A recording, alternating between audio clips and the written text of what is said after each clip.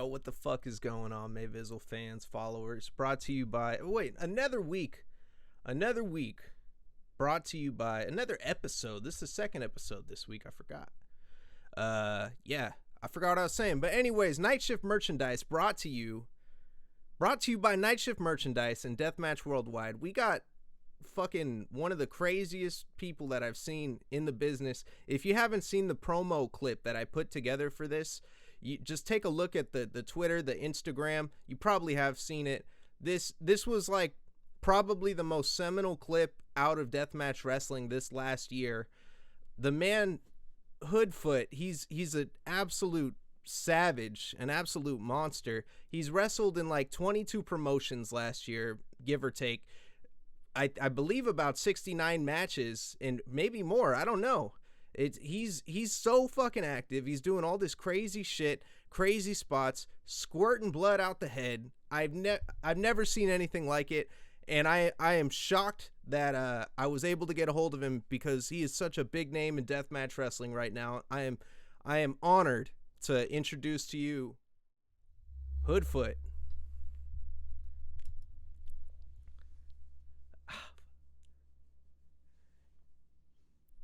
Man, I am ecstatic that you were able to make it here today. It's fucking awesome, dude. You know, you've done so much shit just in this last year alone. And you said 2020 was when you felt like you were heating up. I was listening to you on some other interviews. And how do you feel now that 2021 is in the books and you went and were just insanely active? Man, I'm first and foremost, man. I truly do feel blessed, man. Look, I'm not even, I can't bullshit you and be like, oh man, you know, it is nothing but hard work. There was some luck involved in it, man. But more importantly, is determination. Like I said, 2020 was definitely a year like where I felt like I was like, all right, I'm finally kind of getting my feet under me. And 2021, it was things just start happening and happening and happening, and I just started making doors open, you know. And one of the biggest doors that I wanted to go through was deathmatch wrestling. And once I knocked out the first one with Casanova in a no ring. It was a 4th of July weekend when I knocked that one out. That man, I just kept going, and it was getting to a point where I was like, man, I think I'm finally getting to a point where I'm comfortable enough to say that like I am a deathmatch wrestler. Because one of my biggest things was I never wanted to take on that title, you know, without proving that I could stand in the ring with some of the best. You know what I'm saying? There's too many people out here who like, oh, I'm a deathmatch wrestler. And you're like, okay, buddy. Yeah, man. I think it's fucking nuts that, you know, you're not holding a title yet at an organization. You've held titles in the past. Yeah. But right now it's a trip watching your trajectory because you're like that guy that is wrestling all the top guys. You're going everywhere. You just wrestled Alex Colon this last week and got the salt tossed on you. That was fucking crazy too, man. Like how do you feel being in that position where you're like, are you getting calls from fucking everywhere and shit? You know, I am getting some very interesting emails that towards the later part of this year is gonna look is you think what I did with Alex is crazy. I'm getting some pretty decent emails and some pretty decent DMs that within this following year is gonna seem like it's nuts. One of those DMs, one of those matches is gonna be happening. It's gonna be February 19th in Atlantic City for GCW. Myself versus Matt Tremont, which all in all, man, it was a match that I legitimately didn't think was gonna ever happen. after he retired. And then when he came back, I was like, maybe there's a chance.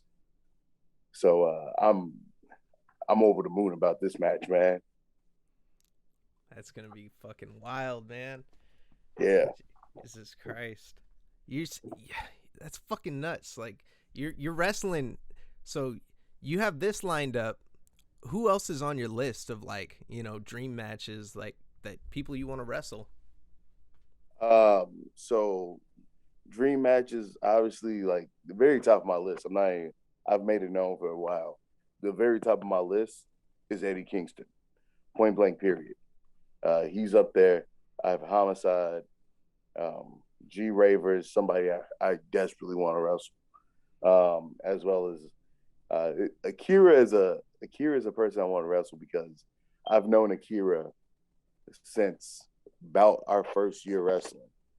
Like I might have been in my second, and he might have been in his first, or we both were in our first year when we first met. And we've wrestled before in a UWFI match, but I honestly think we can make some crazy magic happen in a death match. Big F and Joe was on my list until this weekend.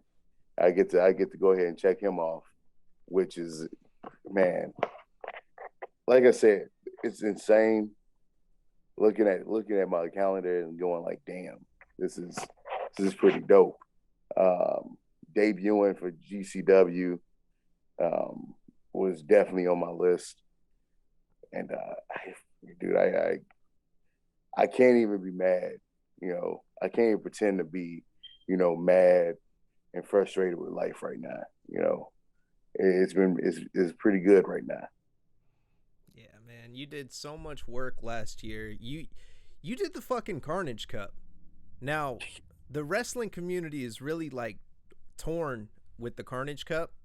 I know there's like a big divide. It's a very controversial thing.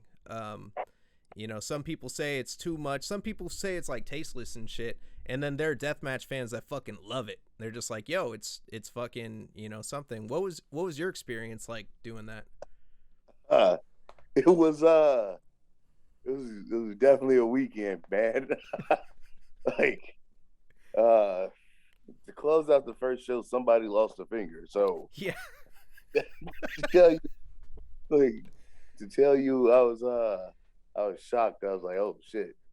I was like, man, I'm really at the Carnage Cup. But yeah, man, it was overall it was decent. I can't complain. There was some hiccups. There was some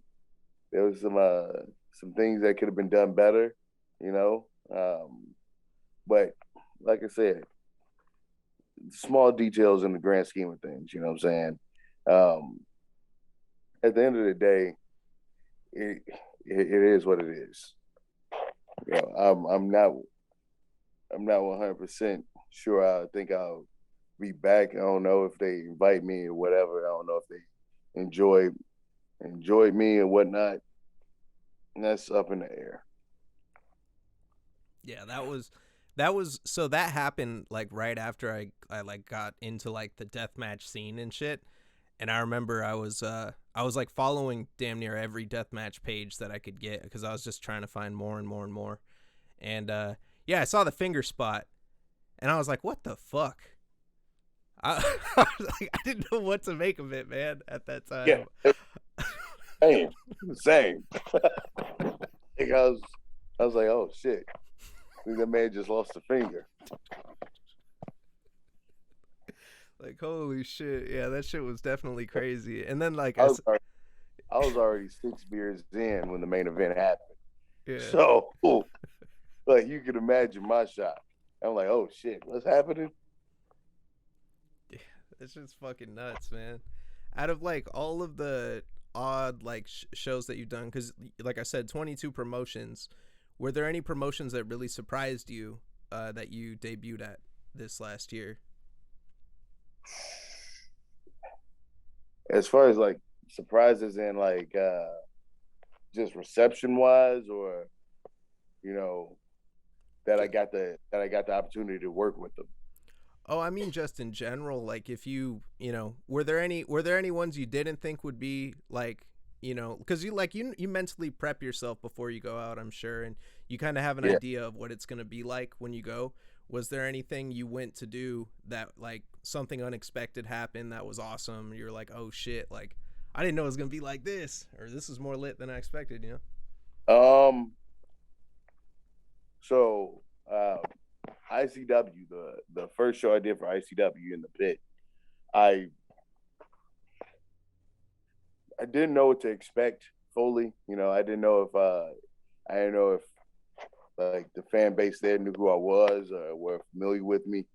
So to go out there and instantly feel love from them was it was insane, man. On top of that, the response I've gotten from the JCW crowd since I debuted there, which is also wild. Um, they fully embraced me, JCW, as well as I feel like it's carried over a little bit over to GCW as well. And I'll be I'll be lying if I said that uh, the no ring shows that I've done with Casanova, they've all been they've all been fire. The crowd reception there has just been insane. Man, those, yeah, no ring matches and the fucking pit is just crazy as fuck. I like the first time I saw the pit, it was you and Cruel. My boy Zach Monday put me on, and he was like, Yeah. "Check this dude out." He was like, "This guy is just running through competition right now. He will do everything it takes to get to the top." And that was my introduction. I saw the Gusset for the first fucking time, man, in my life. Ah, And holy shit, I was like, it was funny because I was like, oh, I love all this shit. I asked Zach, I was like, what is too much, or what are things you don't like to see too much? And he was like, the syringes might be a little bit over the top. And I was like, I don't really mind the syringes. I used to see Steve-O stick them through his fucking face and shit, when I was a kid. So, yeah. it don't phase me that much. But then I saw the Gussets for the first time, man, and Jesus Christ, dude, what was your reaction the first time you started leaking from a gusset? Like what is you Um, what's going through your head? I was like, damn, that's a lot of fucking blood.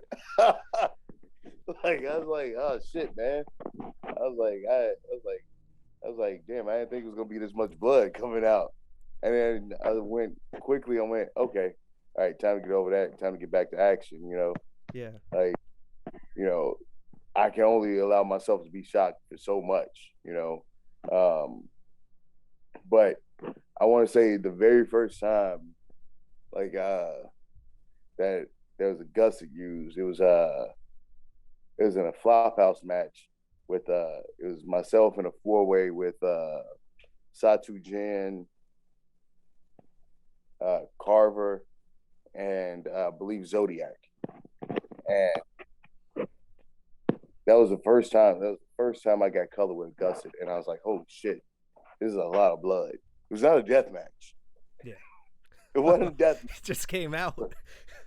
Yeah, it found its way into the match. Put it that way. Oh fuck. Um, but the first time in a death match setting, you know, you come in a death match with a mindset of, okay, this is gonna happen.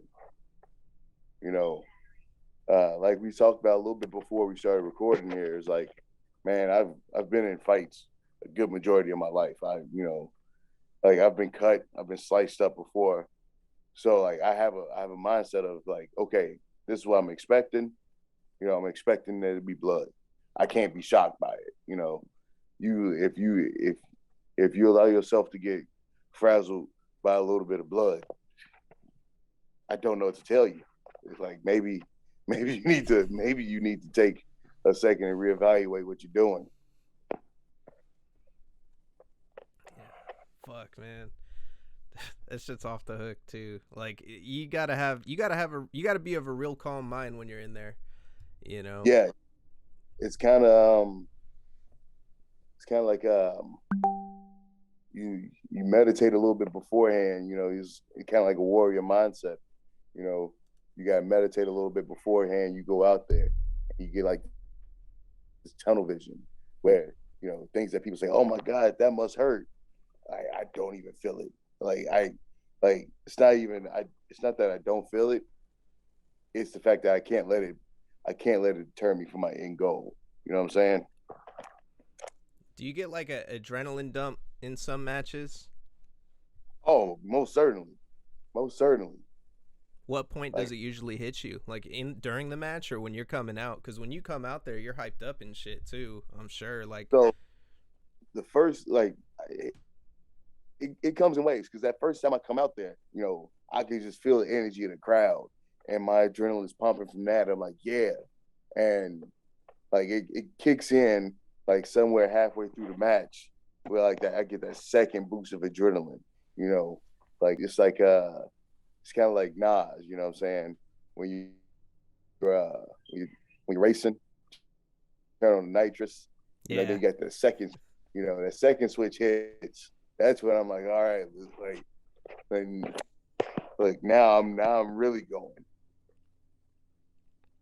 Damn. Yeah, you get that extra burst in there. That. Fuck, man. Was there anybody like, and you know, is there anybody you were nervous like working with for the first time this last year? Shit, man. Fucking Friday. With Alex, man. Alex, Alex is one of the best deathmatch wrestlers. Like, and I can't even say one of the best deathmatch wrestlers. Alex is one of the best wrestlers, like, on this planet. Hands down. He's good as shit. And to be in the ring with somebody of his caliber, right? I can't tell you that I wasn't shaking just a bit. I can't tell you that nerves went running through me because they fucking were. Yeah. Right. On top of that, let me see, man, being in the ring with well, not ring necessarily, but being in the pit with Tank, you know, was nerve wracking a little bit because, man, Tank's a fucking legend, you know. NWA Wildside, he's like he was the fucking man, and he's man in Tennessee, you know. So being in the ring, being in a match with him was it was one of those moments where I just let it sink in. That's fucking nuts, man. God damn, that's all I can really say to like fucking everything. Like it's fucking Hoodfoot. Like Jesus Christ, dude. Like, this GCW match like that you just did. I was watching the spots, man. And I noticed he was going for your legs with the fucking light tubes. A lot of people Yeah. tend to do that. You know what? Alex really came in with a fucking game plan, man, and I can't fault him for it. You know, like if I can't walk, I can't move. If I can't move, I can't fight. You know what I'm saying? So, like, he really came in with a game plan to take out these legs, and like I said, man, I can't fault him for it. It's something I would do. Was so like taking a tube to the legs, is it more painful than taking it to the forehead? Uh, Because like I in the know short, like you pinch like the inside of your thigh, that shit hurts like fuck. in the moment, man, not really, man. You kind of like your adrenaline's pumping, so you know what I'm saying. You don't really feel the leg stuff. But after a while, after repeatedly getting cut and lacerations on your leg throughout the match, it starts wearing it down, and you really start feeling that. Yeah. You know, um, and it doesn't give you the so bleeding from the legs doesn't give you the same kind of visual like fight or flight that you would from bleeding from the head. Bleeding from the head, you got blood running down. Your body's like, yo, you're bleeding. you're in a fight. You need to tense up, right? Um, Bleeding from the legs, man, like you don't notice it as much because it's not there. It doesn't trigger that fight or flight in you, you know. So you kind of let things happen. You kind of let damage build up over time until it becomes a part, until it becomes like apparent that like, yo, you're really getting fucked up. Like, yo, your legs are really getting fucked up. You need to guard them, you know. And it's probably on me, man, because I like wearing trunks. You know, I have my friends, my girlfriend, you know, they like, will you please wear shorts? I was like, nah, I like wearing trunks. I like wearing full gear when I'm wrestling. Yeah. I mean, it fits your image too, man. Like it's iconic almost at this point. You know what I mean? Like you I don't come know out about there. that. Hope it will be. Yeah. Well, I mean, shit. Every time I see Hoodfoot, I'm like, oh, that's Hoodfoot. That's fucking Hoodfoot there for sure. Like, I appreciate it. Yeah, man. yeah. It trips me out, like, cause that match with Cruel, like, you know, you were leaking. That shit was crazy. You know, the finish was nuts. And then you're dancing on your way out of there, like keeping in high spirits like the whole fucking time, dude. Like that energy is crazy. You know, usually you see somebody like, you know, after they take a L in a match, they'll usually just be laying there hella fucked up, get assisted, walked out or some shit. Like you were like feeling yourself still, man. And I think Never that's never let them see you sweat, man. Never let them see you cry. you know, You gotta keep your chin up. that's what my boy Gio told me years ago, man. And it's something I always think about. Exactly, man. Like, listen, do these defeats like getting beat hurt? Yeah, it fucking sucks. I can't stand it, man. And there's two people that I there's only one person is metaphorically, the other person is literally. The only two people that's ever beat me where it fucked me up. One is Adrian Broner, cat out of Detroit. I haven't been able to beat him yet, man, and it fucking it kills me. You know, I'll say it here, like I'm man enough to admit it. It kills me. It kills me that I can't beat him.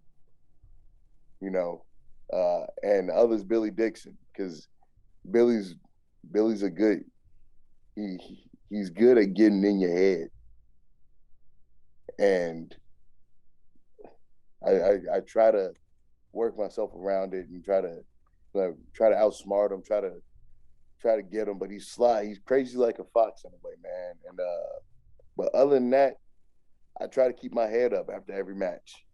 You know, walk out like a loser. Look, if you walk out and you think you're a loser and you keep your head down, people look at you like a loser. I keep my chin up. Yeah. And you know, it's with deathmatch wrestling. I was talking to Joel Bateman about this the other week too. It's like with deathmatch wrestlers, it like almost like getting your hand raised at the end of it. It doesn't necessarily mean you're losing stock or anything. Like if you don't get your hand raised in deathmatch wrestling, like for fucking. I'll tell you, for example, that Alex Colon John Wayne Murdoch match that just happened. Yeah, After that shit happened, the next best believe the next thing I wanted to see was what John Wayne Murdoch was going to do next in a ring. You know what I mean? First, I want to see exactly. if he's okay. Yeah, Second, I want to see him back in a motherfucker. When he announced he was like wrestling again that weekend, I was like, holy shit, this guy just died on TV though, and he's coming back. Like, yeah, yeah. Murdoch's hard to kill, man. Murdoch is hard to fucking kill. yeah, you see them having a rematch. You know, I see it. I do see it down the road, man. Like there's unfinished business, you know. And Alex is a man, Murdoch's a man, and honestly, man, it's one of those things like if you got unfinished business, it's got to get handled. Yeah, I think so too. Cause like there was so much build up to that that match almost didn't happen. I thought they had like there was a lot of what's it called? There was a lot of on the fence behind the scenes of getting that to even happen. Like, I heard talks about they were just going to do it themselves, without GCW, and it was going to be like self-promoted. But then there was like all sorts of different like things, and then like Murdoch was talking about going to Japan and shit, and then it ended up coming together and ended up happening and being like a shocking ass moment to open up the year, for deathmatch wrestling and shit. Like, Yeah, I'm not I'm not too positive on how everything came together. It was a little bit before my time for working with them, and like I wasn't too positive about it. I don't want to speak about a situation that like, man, it's too much assuming in wrestling. So I'm not going to assume anything. oh, absolutely. I feel that. I, Leave that for Twitter, man, for the Twitter remarks exactly, and shit. exactly. Look, Those I motherfuckers. bet that 210 character warriors. You know what I'm saying? But man, what I can say is the match they did have was fucking fantastic. Yeah, that shit was nuts. That was one of those matches where I was watching it with the family and shit, and then about halfway, I think it was when I saw the wood with the gusset on it. I turned that shit off and I ran upstairs to watch it alone because I was like, yeah, this is about to get too crazy for the kids. Yeah, fuck, man. Yeah, that shit's fucking crazy. Like, so with speaking of Japan, you see yourself Yeah, going to Japan? Is that one of the goals? that is one of my top goals in wrestling. Whether it be with Freedoms, Big Japan, or with All Japan, because like I know deathmatch wrestling is something that newer fans have seen me do, and they're like, oh yeah. And don't get me wrong, I would absolutely love to work with Freedoms and Big Japan, but I also can see myself working with Big Japan in a strong division. I can see myself working with All Japan. It's I'm a huge fan of Harizu. I like I tell people, like, I became a fan of WWE when I was like 11, right? I discovered All Japan, Noah, New Japan when I was like 14, and they made me fall in love with wrestling.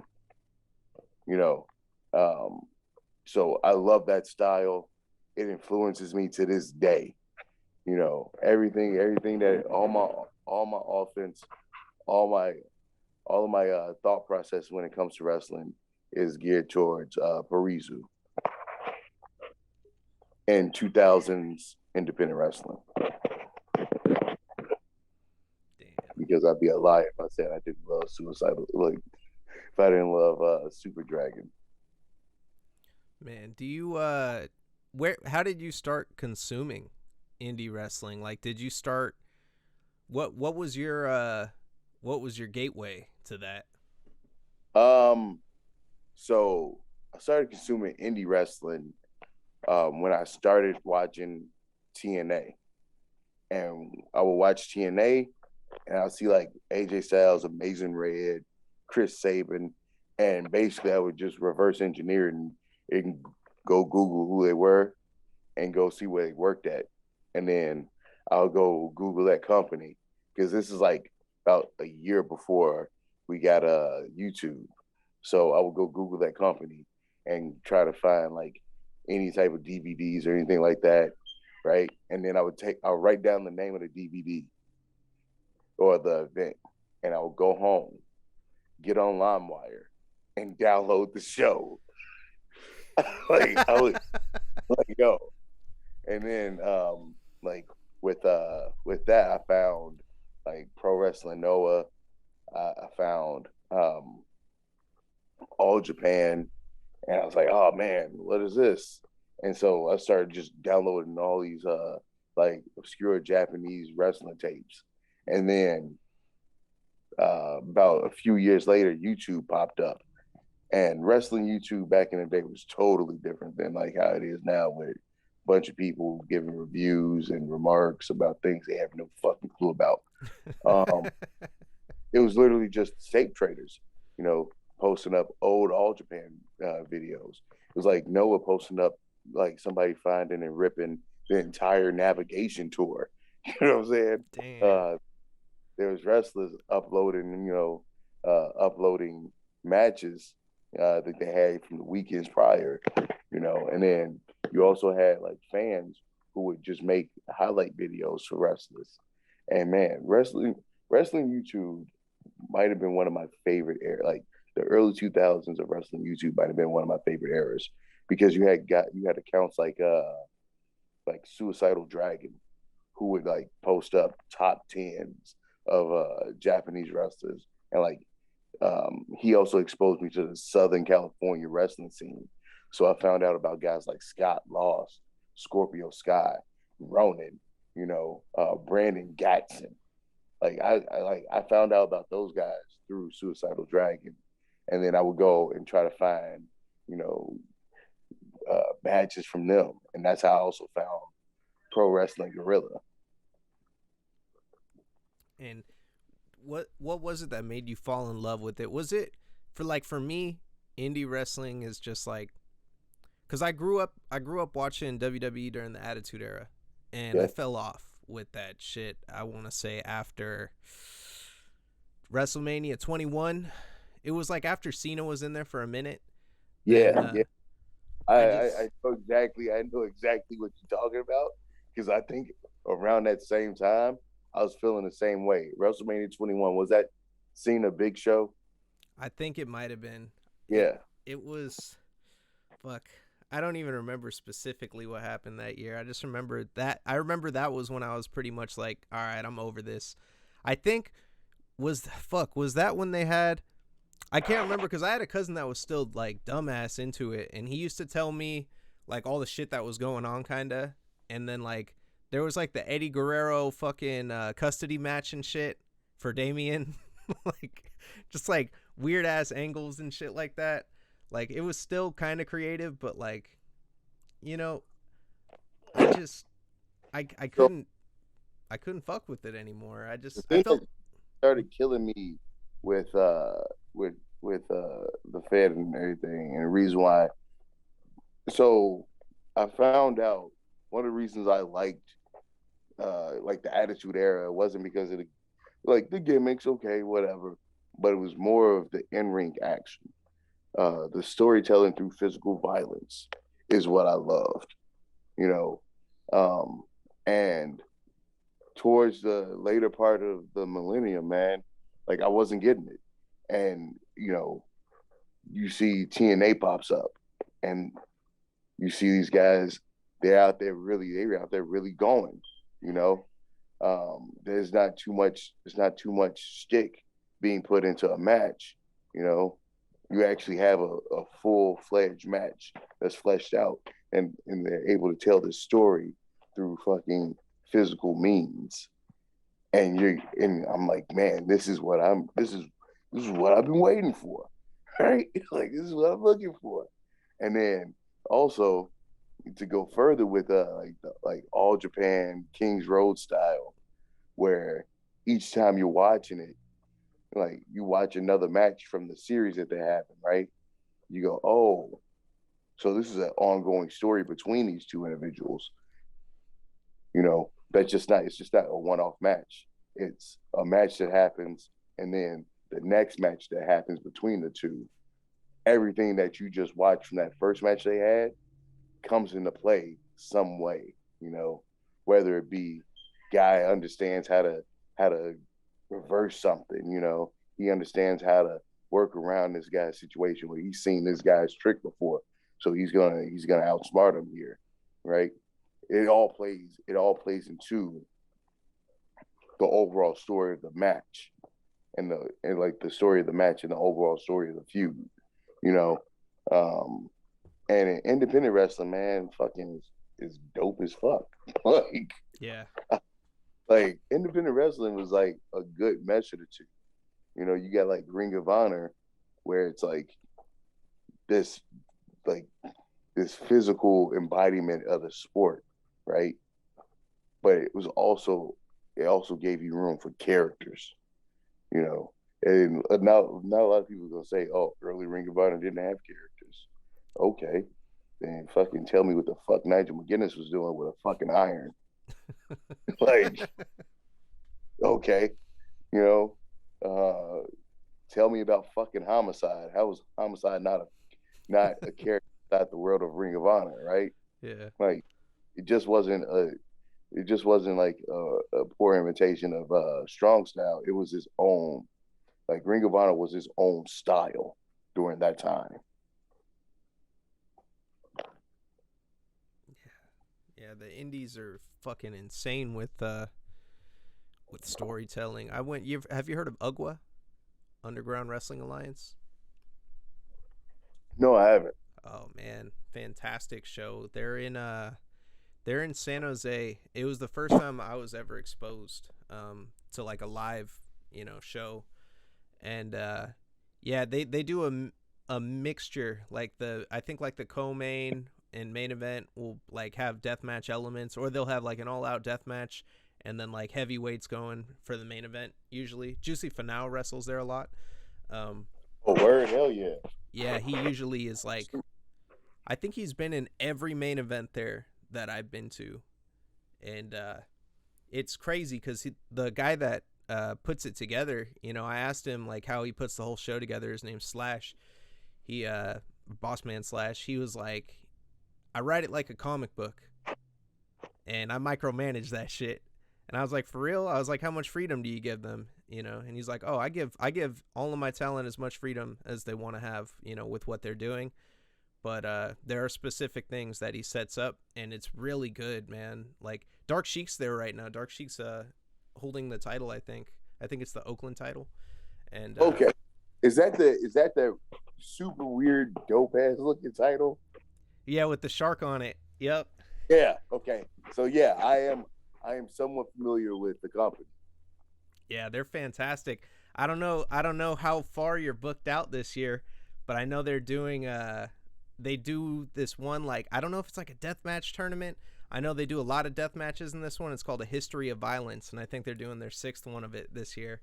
So that should Well, be crazy, man. I don't that's know what his plans are like, for it or how far along. It just like got lightweight announced on his Twitter the other week. see, that sounds like the type of dance I like to be in. All Yeah, that right. that intro clip that I have of Guido throwing KP through the fucking light tubes and shit. That's from History of Violence. They get crazy with that shit. I guess they started like in a backyard, and they were a backyard company for hella years, and then they ended up getting like a really badass venue where they could do it out of, and then now they got an even bigger venue in San Francisco, which is a trip because I think like Hood Slam's the only other promotion that does San Francisco right now. So that shit's hella crazy. Would you ever do Hood Slam? Hoodfoot, Hood Slam? So fun story about Hood Slam. Man, I was out there with Satu Jin, Randy West, and Schwartzy like years ago. And I was green as shit when I went. I did the pre-show for Hood Slam. I tagged with Satu Jin versus Nugs, and I can't remember his partner. And man, I loved it. The crowd was fucking fantastic. The locker room was dope as shit, man. Um, everybody fucking rocked, and it's just been always one of those things like. So we drove out there first time, and honestly, I don't know if I can do another 33-hour trip. I might have to fly next time, Yeah, but I that's would love to crazy. be back. I would love to be back. The hospitality that was shown to me when I first got out there was insane, and I have to say, like, I went out there with no promise of work at all. There was not even a hey, you know, you might get on.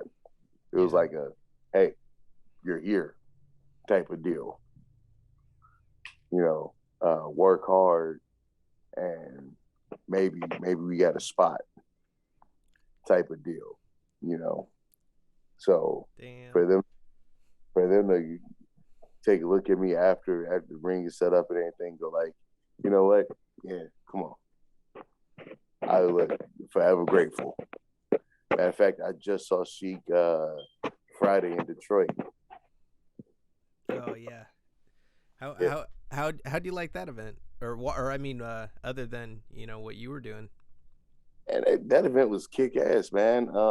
From the venue being fucking dope as shit to the matches just hidden left and right. You know, it was insane, man. It was dope as shit. And I remember we were riding in, and I don't know why, but there looked like there was like 70, 18 wheelers, right, on each side of the highway riding into Detroit. And I look at my buddy, I go, "Hey, bro, you know why they all here, right? You know, Big Daddy Diesel's in town." Like,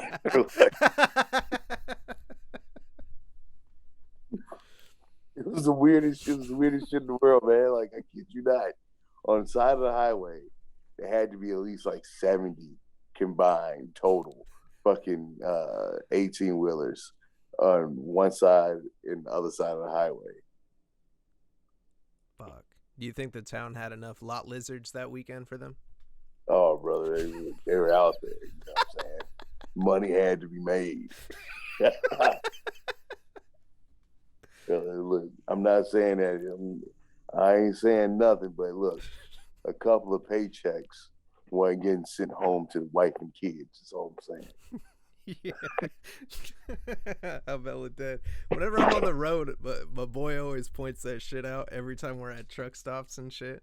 He's like, oh man, he's like, I gotta be quick in here. There's hella lot lizards and shit. One time he went into the bathroom and he ran out that motherfucker. He came out. I was like, dude, that was a hella fast shit you just took. And he was like, nah. He said, I went down, I sat on the toilet, and I looked underneath, and I seen two pairs of boots facing the same direction. He said, I got right up and got out. God He's damn like, it. I wasn't comfortable taking a shit. I was like, hey, man, I would be either. Fuck. Hey, gotta get it when you gotta get it, man. Sometimes. Yeah. Hey, life on the road, man. Hey, Fucking. sometimes the bathroom, yo, this handicap stall's got enough space. You know, Uh, hey, yo, I'm a bit of a classier guy. Listen, I'm not 20. I'm not like 22 anymore, man. Look,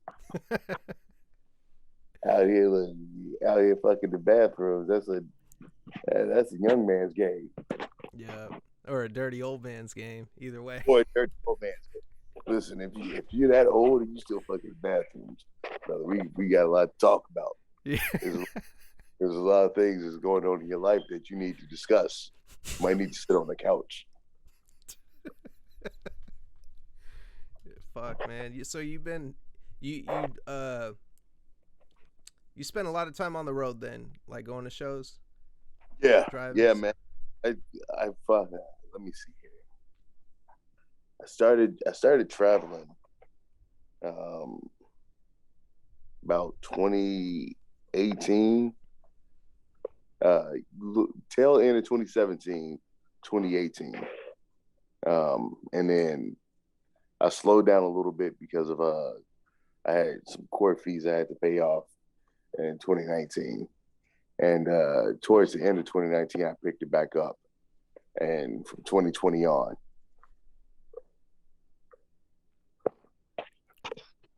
So like,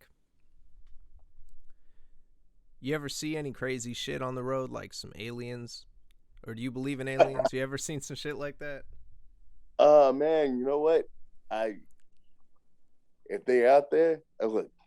Here's the thing about aliens, right? You gotta be a fool to believe that we're the only things out here, right? Like we can't be the only intelligent life forms, and you know what I'm saying, out here in this vast universe and galaxy, you know. But I haven't seen anything too crazy, you know. I've seen some homeless dudes fighting, you know. I've seen truck drivers get angry at gas attendants. You know, ran out of gas in the middle of the desert. You know, that was wild because it's nighttime. It had to be like maybe 3, 4 o'clock in the morning. We run out of gas in Arizona in the Oh, middle of the desert, and it's pitch black. And you're like, well, maybe we could walk to the gas station. I go, no, can do. So like, I was like, yo, you ain't never seen horror movies? I'm the first to go. This ain't happening to me. Like, damn. How'd you get out of that one? Someone drove by or some shit? triple You A, guys. triple A. Oh, So AAA. yeah, Thank God for AAA. thank God for triple A. But here's the thing, but also fuck triple A because we call them. They're like, oh, we can't get anybody out there till 7 o'clock. It's the fucking desert. It's it's bone chillingly cold. They're like, well, fuck, we gotta just wait it out, right? Guy rolls up. He's like, man, he's like, I only live like maybe 10 miles away. I could have been here. I could have been here sooner. They just had to call me. That's So fucked triple up. in the goddamn car for fucking goddamn hours. And here's the thing: we weren't far away from town. We maybe we maybe 6, 7 miles away when we ran out of gas. God damn, dude. Yeah. But bright side of that is, man, we ended up filling up at this gas station, and like right next to it was a casino, and rolled in, and they're like, "Hey, are you guys new to the casino? Sign up and get a free breakfast at the breakfast buffet." And I was like, "Don't mind if I do." Damn, that's clutch. That shit hella came in. Hey, that breakfast hit. Fuck, man. I've had some bullshit ass breakfasts on the road, man. I've Oh eaten man, some nasty ass shit. who you telling? Like, so Friday after the match, man. Um, we ended up fucking going down the way. We stop at this gas station, right? And I was like, hey, I'm gonna get some food here. Fucking the Hardee's is closed inside. So I was like, fuck. I'm just get some food in this gas station, man. Go up, open up the drum, like, hey, where's you guys' hot dog buns? They're like, we're out of them. I go, out? They're like, yeah, we have no hot dog buns at all. And I have a choice at that point. Do I just pack up the ale, or I go ahead and eat these two glizzies raw dog? Just eat a raw dog. Bro, when I tell you I eat these goddamn glizzies raw dog, Oh, man. I got the little tray, put some spicy mustard in the tray, fucking dipped it and hit the road. Not my look. I was not my proudest moment, man. I was not satisfied. I was angry. I was Yeah. pissed off. Yeah, I mean, I probably would have grabbed like a fucking, I don't know. They had other shit there, right? Like, you Oh know, yeah. you know those like Mexican sweet cakes? Like, Oh yeah. I Yeah. would just throw a dog in those. You know what I mean? That's a wild option. That's a wild option. The sweet cake, Yeah, the, man. the hot dog in the sweet bread. Yeah, it's like I putting it in never. a like a Hawaiian bun almost, just a little sweeter. You know what? I might test that out. Hold on. That sounds like you might be on to something here. Hold on. I Damn. might have to I might have to try that out next time I'm on the road here this weekend. I'm gonna have to stop at a gas station. I'm like, guys, wait a minute. Hold on. 1 second. Gotta go get this Mexican sweetbread real quick. I'll be back. Straight up, yo. That's fucking crazy, dude. Like on the road all the time, man. You ever heard? Do you believe in ghosts? You ever had a supernatural experience? You've been. I mean, you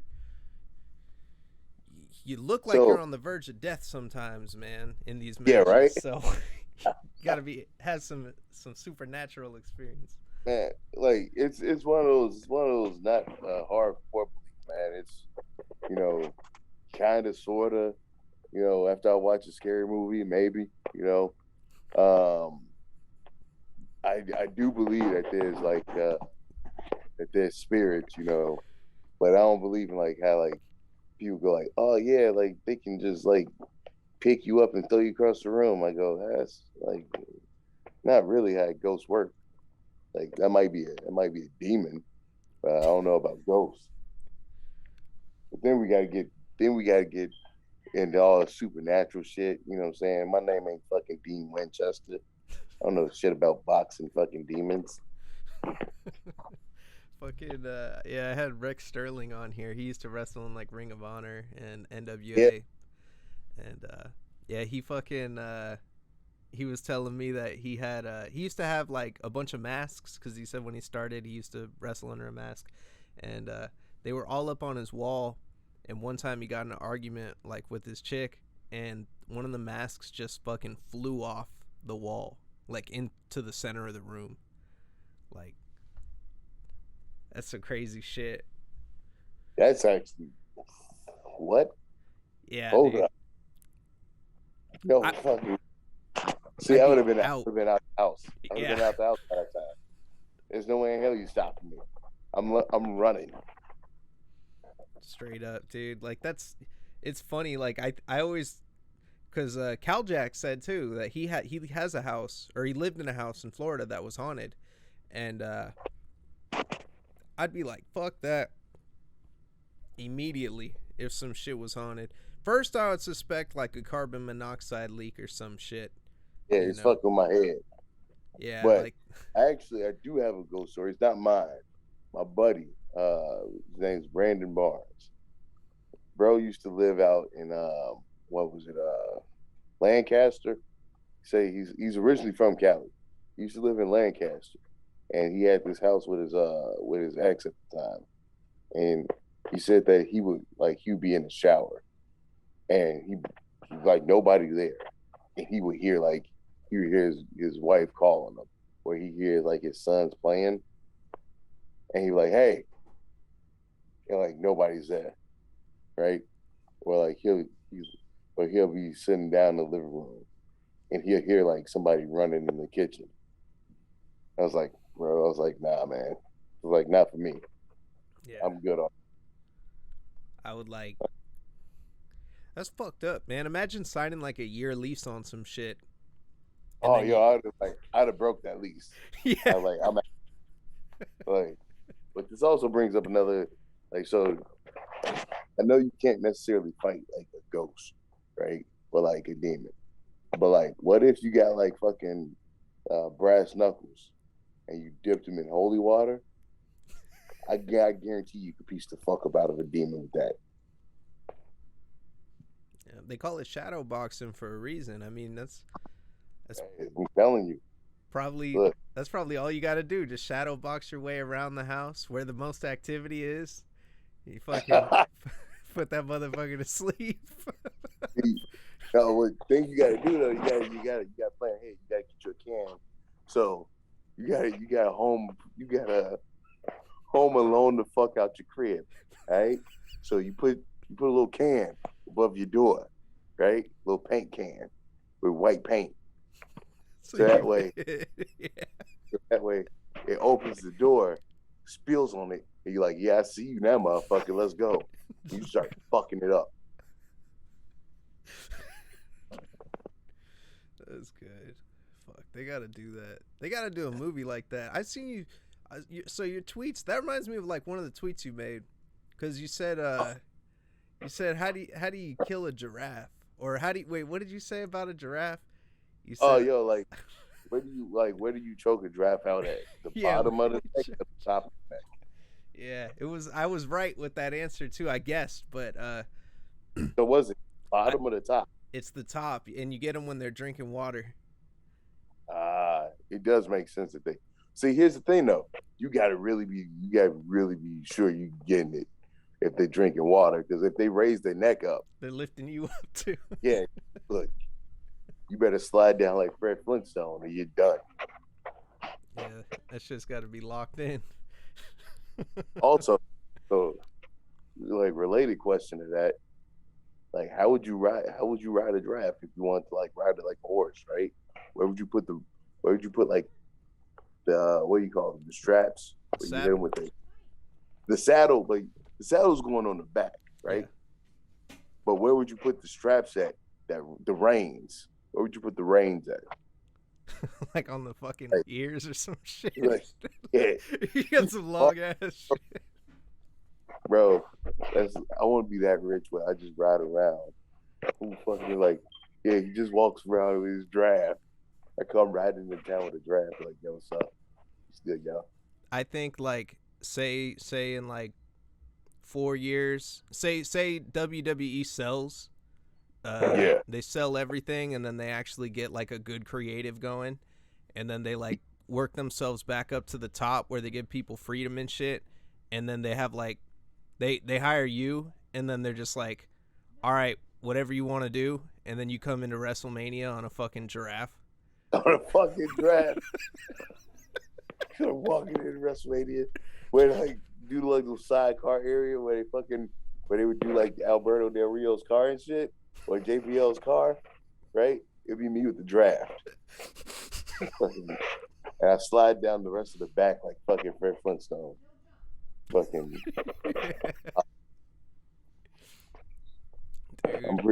I'm pretty sure Peter's not gonna like this podcast. He's like, oh man, he's talking about draft. I'm like, you're a liar if you don't think that's dope. That's great television. I'll tell you that. Like, Exactly. I would watch that shit. I would pay $50 for that pay-per-view. You know? Listen, all I'm saying is the next day, whoever missed it, there's a kid coming into school going like, yo, he wrote a draft in. And then all the other kids are like, we have to see this. They think that kid is lying. I just want to bring that feeling back. That's what I want to do. I want to bring that feeling back. Where like a kid comes into class and tells other kids like, yo, he wrote in a draft. And they be like, you're lying. That's what I want. That's the feeling I want. That's what I want to restore. The feeling of like kids coming in going like, I just seen the craziest shit happen. And everybody's like, you're a fucking liar. Prove it. Dude, seriously, and as an entertainer, that's like that's the ultimate shit, man. Like, you have you had a moment like that with the crowd, like with or with like a kid in the crowd? You see those clips all the fucking time. You know what I'm talking about? Of like the kid reaching out and like, you know, someone selling and like looking at the kid like, I need your energy, like give me that spirit bomb power type shit. Like, have you had that moment? Kind of, where I was squirting blood. I was looking at the crowd. That's a squirting blood against Pondo, and like this kid going like, "Oh my god!" And I was like, "This is the most dope shit," and that kid's gonna be there.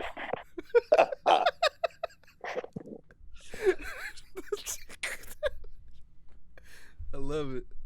Oh man. Like the kid's like, it all started when I was 11. And saw a man squirt blood out of his forehead. Going. Straight up. He's gonna challenge you one day and shit when he Fucking goddamn Afro Samurai situation happening here. Yeah. I'm like, I knew you'd come here. It's about time. Yeah. Damn, man. You watch Baki? Oh, I just got through the Chinese tournament arc. Okay. I'm still I think I'm like 1.5 seasons in. I'm waiting to binge it, and then I want to read the manga too because my cousin keeps telling me it's better. But like I chose the Yujiro background because you're like someone that they would put in Baki, I feel like. Hey, that's the biggest compliment I've ever got in my fucking life, yo. Like, Baki's batshit insane. like I was explaining Baki to one of my coworkers, right? And I was like, we sitting out, like we're chilling before the show and whatnot. And I was like, dude, this man punched a man with a stub. He he punched this man with just the stub of his fucking wrist. He's like, what? I was like, bro, this show is the most batshit insane shit I've ever seen, in a good way. And he's like, yeah, I gotta watch this shit. So hopefully, bro's watching it. Yeah. Oh, it's. I was tripping when I saw it the first time. Like, just I mean, in the first episode when you see Baki like in this classroom and shit, Yeah, just like, oh, like this motherfucker. What is he doing in high school, man? And then like all these fools are trying to fight him, like yeah. just spec and Here's the shit. crazy Like, part. Here's the crazy part. You never see him back in high school again. Like you never see him back in the classroom ever again after that episode. Uh, like man, the fucking Yakuza gangster. I can't remember his name. Hanayama, Yeah, dude. Yes, that was my favorite when they do the punch where he doesn't breathe and shit. yeah. Oh my god, that fight was just bad as fuck too. Oh That was fucking like, that in the fucking the tiger fight. The I forgot Tiger something his last name. fuck, I can't remember either. He's the dude with the fucking he punched the dude with the fucking stub of his wrist. Yeah. Got his fucking hand cut off. Oh yeah, after he got the dude with the string and shit Yeah. that gets everybody. And Buddy's like, he's like, I got you. He's like, I've been training my entire life to punch somebody with just blunt force. Yeah, he's so happy. That's right. Yeah. My hand. He just hits him with the fucking stub of his fucking pow. I was like, oh shit. Yeah, that shit's great. I don't know how the fuck people think of that shit, man, but I love it. I Yeah, can't get dude's enough of insane. it. There's another Baki series on Netflix now. I think it's just a continuation of Baki. It's called Baki Hama.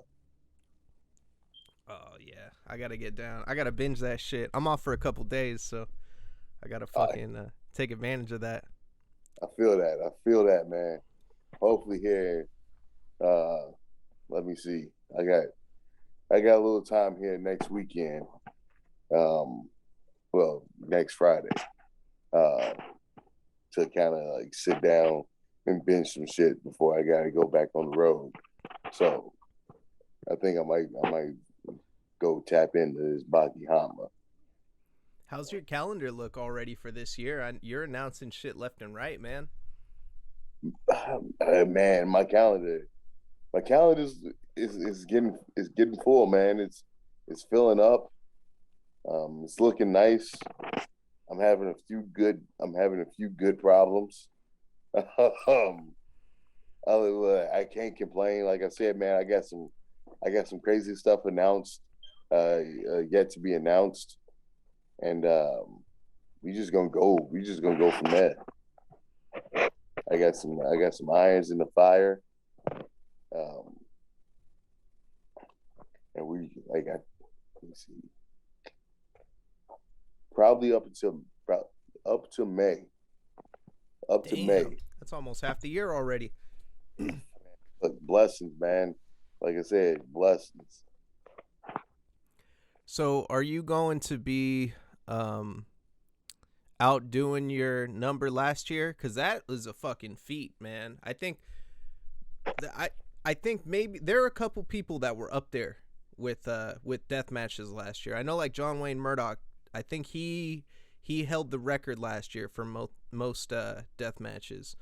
But So, um, man, I think I finished with maybe 69 or 70 matches total.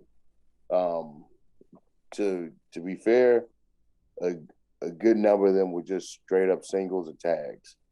Um, this year, I want to make that a even split between the two, regular and death matches.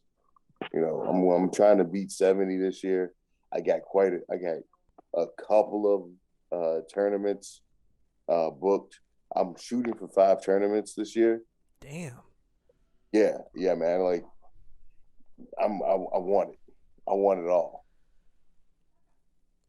Fuck, dude. That's crazy, man. The tournaments are nuts too. Like, how do you feel about tournaments? Like deathmatch tournaments, I feel like really test resolve in Yeah, deathmatch wrestlers. Like it really shows like you can withstand this and then cut the bloody promo and then go back in there for more, maybe two more times. Like that's fucking crazy, man. yeah, I man. So uh tournaments tournaments in general, man, I fucking love tournament season. You know. So you compile that with deathmatch wrestling, and it's like you said, to test your resolve. But man, I just think it's dope as shit. I'm gonna be real with you. I just think deathmatch tournaments are fucking uh some of the best style tournament season settings. I don't know what it is about the summer and deathmatch tournaments, but they go hand in hand. Yeah, absolutely. I'd never seen one live. I watch all of the stuff that's on IWTV right now, and I like I want to go experience that. I don't know how. I like, dude. I go to fucking like UGWA, and I feel like I'm gonna have a heart attack when the event starts because it's so loud and shit's just hella crazy. And over here we've been locked down and shit for hella long, so it's like Yeah, we don't really get out much. And when I do go out, it's hella high energy. I'm just like, oh shit, what the fuck's going on? So like, I can't like imagine, and shit. dude. I thought so. Journey Fatu. Yeah, yeah. Yeah, that dude gave me. He came out with so much energy. Fucking. He came out with so much energy against D Rogue and Kenny K. He came out with so much fucking energy. I thought I was gonna have a fucking heart attack at the last Ugwa. I was like, he came out yelling, "Fuck these motherfuckers!" Just like hella yelling and shit. Yeah, And it yeah. went from like chill to the intro music to that, like and I was like right there on the side, so it was pretty close. And I was just like, holy shit, my heart just started going, dong dong dong dong dong. It took me like a good Sure. 3 matches to like get back to normal, and I'm just watching the shit. you know, Hell I yeah. Hey, love it. that's like 0 to 60 right there. Yeah, man, that's like that kind of energy and shit. Like when that gets brought out, that's like the most special thing, man. Like when you know, being there is definitely different than watching it. And I can't, like, I've seen some badass death matches.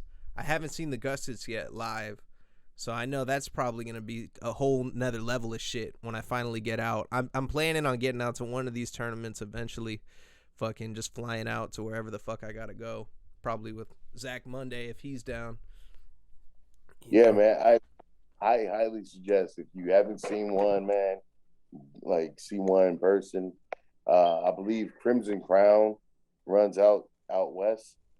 I don't know if they're doing anything right now because of COVID restrictions or anything like that. But I know they ran Queen of the Death match last year, Yeah. so they should be doing another tournament this year. So, man, when I tell you, like, there's some good shit. Like watching it live and just experiencing that energy, you'll dig it. Yeah, I can't wait, dude. I like fuck the first light tube spot that I saw was just holy shit. They it was this dude, have you heard of Tony Vargas? I heard of I heard of Yeah. I, Oh, he's a savage, man. He's one of those dudes that is, he's been in the business for hella years. He's got like, he's done a whole bunch of like pure matches. And then as of late he's been doing a lot of death matches, whenever he has the opportunity. And fuck, dude, they did this one spot where he bounced off the ropes and hit Big Ugly, that's Titus Alexander's dad, hit him with a fucking hit him with a spear into the tubes, like just a bundle of them. That fucking shit flew all over, like on our side. I guess the spot was supposed to go the other direction, but he swooped under him, and then it, dude, that shit was just crazy, man. To like witness that shit, like it's, yeah, it's definitely something else, man. Like, man, it's when I tell you the energy from an independent wrestling crowd alone could just you could just bottle if you could bottle it and sell it, that'd be the most potent energy drink you can ever have, right? And to think about the energy from a deathmatch crowd, right? That shit, it would come with a warning on the label, like drink a quarter of this. It's all, you know, like It's like a fucking like the red line version of that shit. yeah, like Red Line or OG for Loco. Oh OG Red God, Loco. I haven't That's had what that in so that long. bottled deathmatch energy, right? You bottled energy from a crowd from a deathmatch show, right? It would be OG recipe for Loco. I think they still make it in like Mexico, don't they? I don't know. It looks like I have to go to Tijuana Yeah, they got it somewhere. Shit, you gonna be at Zona 23? Would you now. go there? I would love to go. Yeah, that place is crazy, man. I was like, I really just started like watching it because I talked to Phoenix Kid who goes down there, and I can't believe that. You know, like the spots that those motherfuckers are doing are crazy. Like they're jumping off the truck, going in Fucking into nowhere, like in between trucks. yeah, yeah. They're taking no ring to fucking to another realm. Yeah, that junkyard shit is fucking nuts. Like I'm just like, oh my god. Like you know, I guess Joel Bateman told me, he was talking to Alex Colon, and he was like, yeah, man, it's like it's crazy as fuck. Like anybody could get hurt on any of these spots, you know. But they're just really good. They're really seasoned with the shit that they're doing, and they have that comfortability, you know, and focus. So I think that takes puts a lot into it, you know, about keeping your opponent safe and all that type of shit. That's like dumbass important, especially when you're doing the type of shit you do, man. You ever like it? Like, all right, so like Chris Jericho was talking about the Nick Gage match that he did, and he said he felt Nick Gage getting carried away with the energy with AEW. Have you ever experienced anything like that where you felt your partner like getting carried away, or you know, vice No, versa? no, not really. Like it's always been a mutual. It's always been like a mutual. Like, oh man, we feel his energy, right? Um, I've never felt at one point in time where I'm like, oh, bro, you need to calm down. You Yeah, know, it's always been like, okay, we're good. yeah. You think Jericho's tripping? Hey man, look, some people are built different, bro. That's all I'm gonna say. Yeah, Some people are built different. Nick I know. Gage, look, Nick Gage is built very different than other people, you know. And some people, look, there's Chevys and then there's Fords. Maybe Chris Jericho's a Ford. Who knows? I don't know. Fuck it. Yeah, I know, it's funny too, because like the only other person that said some shit, I've never heard anybody say that about Nick Gage. You know, like it's he gets too into it. Um, you know, like, but David Arquette did the same type of shit too. You know, got fucking like Yeah, spooked in there, and it's like, man, I oh god, like you said, it does take somebody very different to jump in with those kind of rules, you know, in a match, and you know, to be able to deliver on that.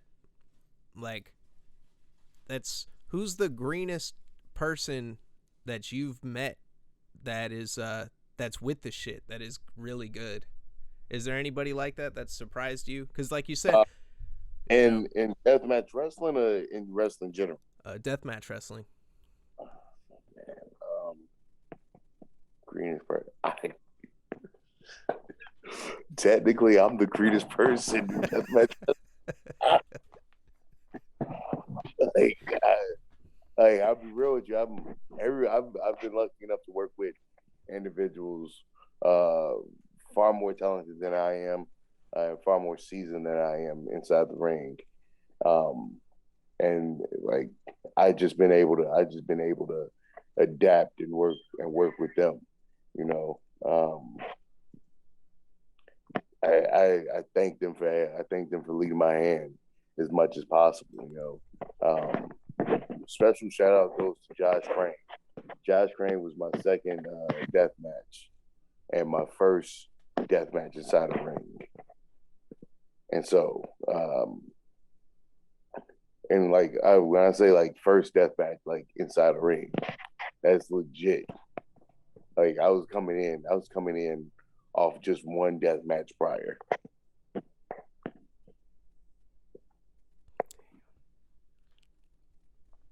Man, son, this road you're paving is, it's going fucking it's going very well. You've been doing, absolutely fantastic. You're definitely one of the main people to watch in deathmatch wrestling right now.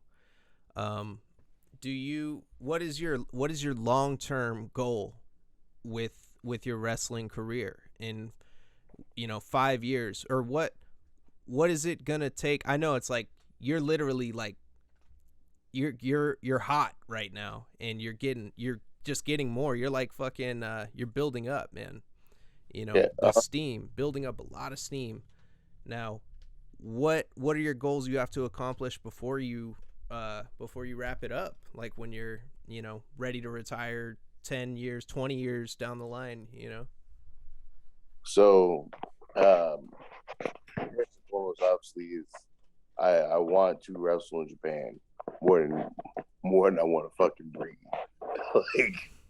like, that's my end goal as far as active wrestling and but my goal for wrestling itself is to leave this business better than how I found it. Um, it is to be able to build something that I can give back to. Um, because if I'm being fucking honest, and I don't want to take the energy and mood down, but if I'm being honest, man, without wrestling, I don't think I would have made it to 32. I don't think I would have made it to 25. You know, wrestling is just more than just like a nice little coping device for me. Wrestling and wanting to be a wrestler like saved me from going out and doing dumb shit. Like it really saved me in a way that, you know, a lot of times you hear people say, "Oh, wrestling saved my life." You know, I feel the same way because without wrestling, without having this outlet, um, whether it be just watching, and then further like wanting to do it and participating in it, um, it really kept me from kind of fucking up my life. It was always in the back of my head. Um, and then last thing, man, is like I want to make as much money as I possibly can to be able to afford a home in the suburbs, like a 2-car garage. You know, I want to be able to provide for my family and my kids. You know, things I didn't have growing up, where it was like, hey, you don't have to worry about moving. You know, we ain't got to worry about packing our shit up in the middle of the fucking night and going to go stay at grandma's. You know, it's like, hey, you can relax. You don't have to worry about the lights getting cut off. You know, shit like that. Yeah, I mean that's those are good goals, man. I think you're definitely capable of, accomplishing them. Definitely, like you keep at this level of energy, everything that you're doing, you're making right moves, you know, and as far as like growth goes, like you're going into like this is your fifth year in the business, right? That you're going into? Yes. Okay. So would you say that this fourth year was a big learning experience as well about the business? And is there any like game that you learned this last year that you would like to share with any other like, any wrestlers that are probably watching this? Um, man, it was 100% a growing year, and just like learning through trial and error. But the one piece of knowledge I like pass on to uh, anybody watching who wants advice, or or they kind of like, man, I just need a little bit of motivation. It's, man, watch where you go and be observant of the locker room that you're in. It's too many times where we get caught in this cycle of being somewhere and getting comfortable. You know, it's a bit of advice that my dad used to tell me, that like a lot of times when your parents tell you advice when you're younger, it don't fucking hit until you get up to age where your brain can really like process it.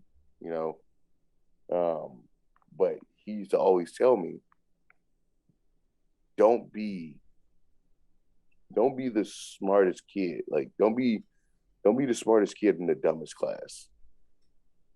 Be the dumbest kid in the smartest class. Simple as that. Yeah, you got to surround yourself with people you can learn from. Exactly. 100%.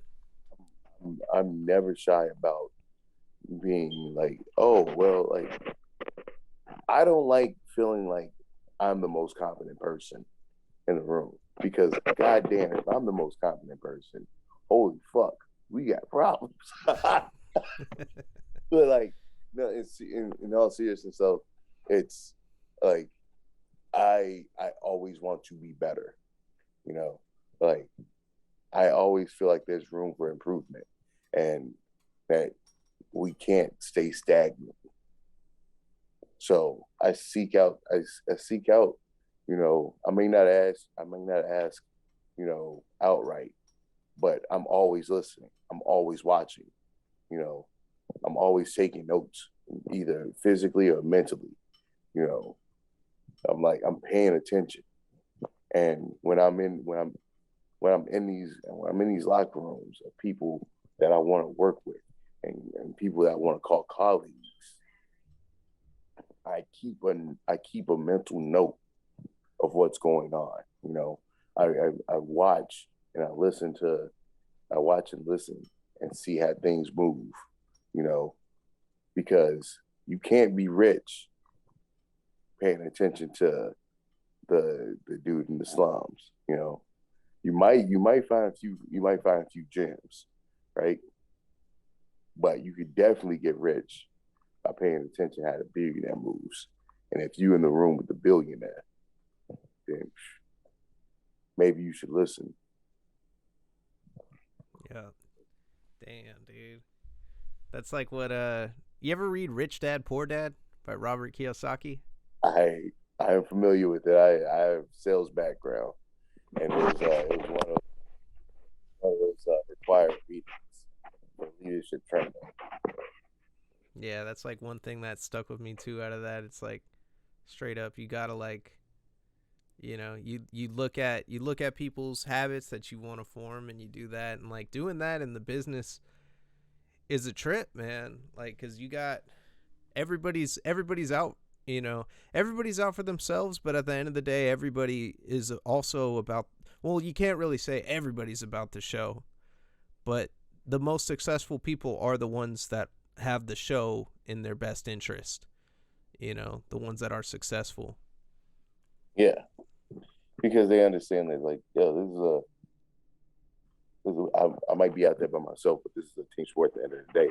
You know, like, if I don't help promote the show and, like, people don't end up coming, you know, like maybe like 5 or 10 people don't end up coming, right?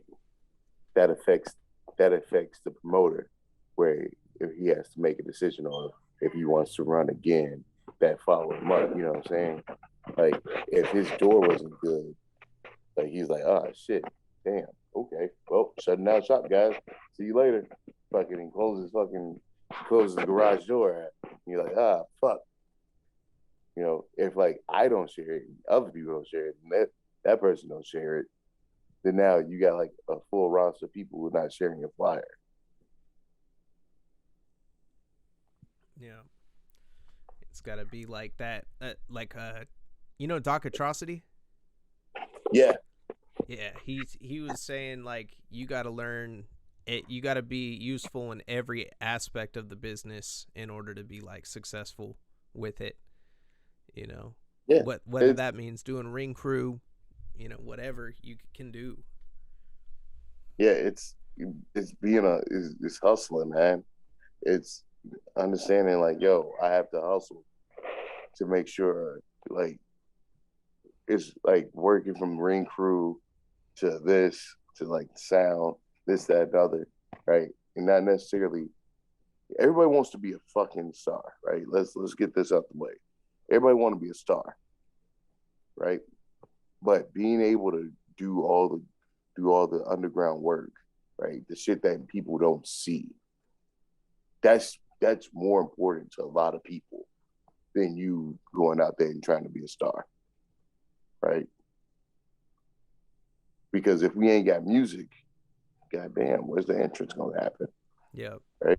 If nobody wants to set the fucking ring up, where the fuck we gonna work at? Yeah, it's like the shit that's expected. It always has to be there, and it doesn't just get there by itself. Yeah. Yeah, man.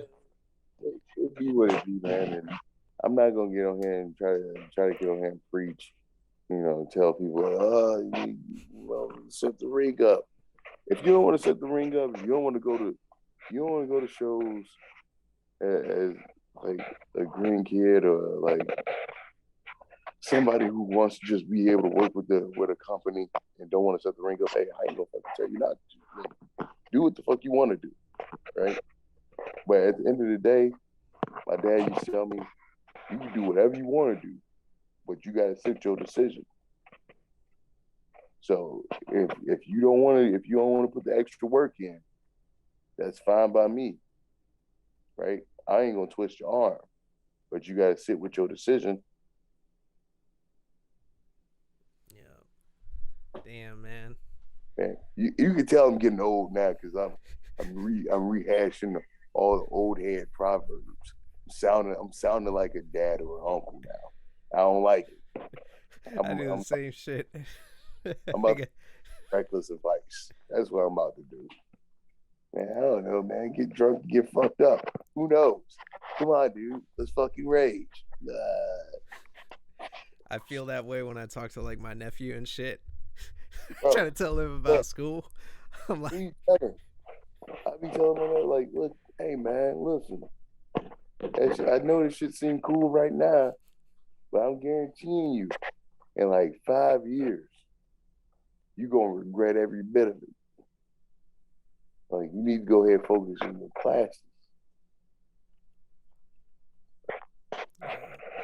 But then they ask like what my grades was, and I'm like, that's not here nor there. Why you bringing that up? yeah. I'm trying to tell you, I was the best student. Like, go do better than me. Yeah, straight up. That's what I tell. I told my nephew one time, I was like, you don't want to be like me. Like, I'm like, look at me. I think we were like barbecuing or some shit. I was drinking a beer. And I was like, you don't want to be like me, man. Look at me. I'm sitting here drinking a beer, barbecuing on my day off. You know, I could be on a yacht.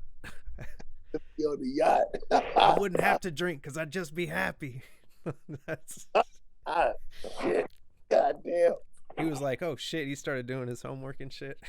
Like, I don't want to be like that. Yeah, man. Look, you started over there doing word problems and shit. Yeah. He's like, oh fuck, I'll show my work now. Like, fuck. Hey, I feel that, man. I feel that to my soul. Look, my niece and nephews, man. Look, so my older sister, like her daughters, they superstars. All three of them are like Lisa Simpsons. One's in like cooking school.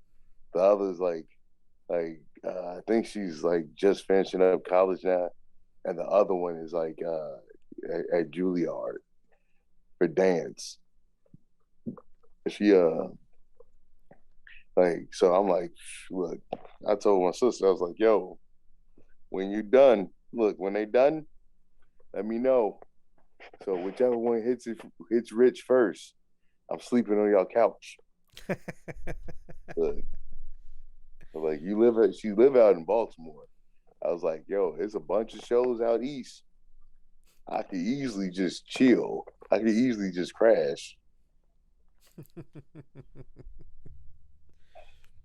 Yeah, that's fucking funny, man. My boy got hella crypto, and and we're like, we always talk about what happens when that crypto takes off and shit. I'm just like, yeah, man. Like, oh, he's like, oh yeah, don't worry, we're gonna buy the whole block and shit. We'll buy a little cul-de-sac. I'll buy the whole cul-de-sac, and we'll all just live in that motherfucker. He was like, we got one boy. He never works and shit. My one boy's always in between jobs and shit. He's like, oh, he could crash on the couch. It's all good. Hey, listen, that couch spot, it comes in clutch sometimes. Oh, straight up, man. Like that couch spot, where you like, hey man, listen, I just need to crash on this couch. I'll be gone by the end of the week. You know where the real love is at, though? What? The real love is on the floor. You know why? Because that means they're already letting somebody crash on the couch, and they're gonna let you crash on the floor with a blanket. Yeah. You know what I'm saying? I've woke up to like my boys tucking me in and shit. like I'm like, yo, like, oh, you're cold, man. He looks cold. Like, wake up, pass out on the floor. There's a cover over you and shit. You're like, hell yeah. These really my peoples. Yeah. They really fuck with me. Okay. I'm like, I should have been dead of hypothermia. Like, yo, ain't no floor better than the unfinished basement with the cold ass cement floor. Oh, shit. You just passed out. Fucking like motherfuckers throw a cover over you. He's just like, yeah, that's it. Like wake up, you're like, man, I think I got like a heart attack happening. No, it's just pneumonia, asshole. Yeah, from fucking freezing. He's freezing to death in a wife beater. Hey, listen, man, I fucking did it all, bro. Look, I ain't seen it damn near all. I seen a meme one time of this dude. It said like, when you're at your friend's house and he don't give you a blanket, and the dude had like the flat screen on top of it. Yo, ain't nothing worse than you trying to like lay on the couch and shit. You're like, bro, this is horrible. Yeah. Oh, you got your fucking hoodie covering your top half. Like, well, I'm gonna just keep my socks on. Yeah. Just keep it warm. I think the worst is when it's a love seat. Cause like you can't lay on a fucking love seat, man, without fucking your back up. Like you either fuck your back up or like you fuck up your legs because you got to Yep. bend your legs to get on it, or you do that weird fucking like where you lay on your back with like your head's laying on the fucking one armrest, and your legs are laying on the other armrest. And you're just like, all right, this is it. Like, you know what I can't stand? I can't fucking stand couches with like the really big ass backs, like with the big pillow backs, and it's like maybe like a foot a length of couch you can sit on. So you try to lay on that motherfucker, you just like it's not even comfortable. You got like maybe like you got like a foot of couch to lay on. Nah, that fucking sucks.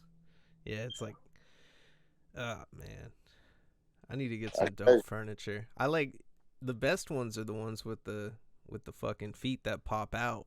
The ones that they're like lazy boys. You know what I mean? That right there.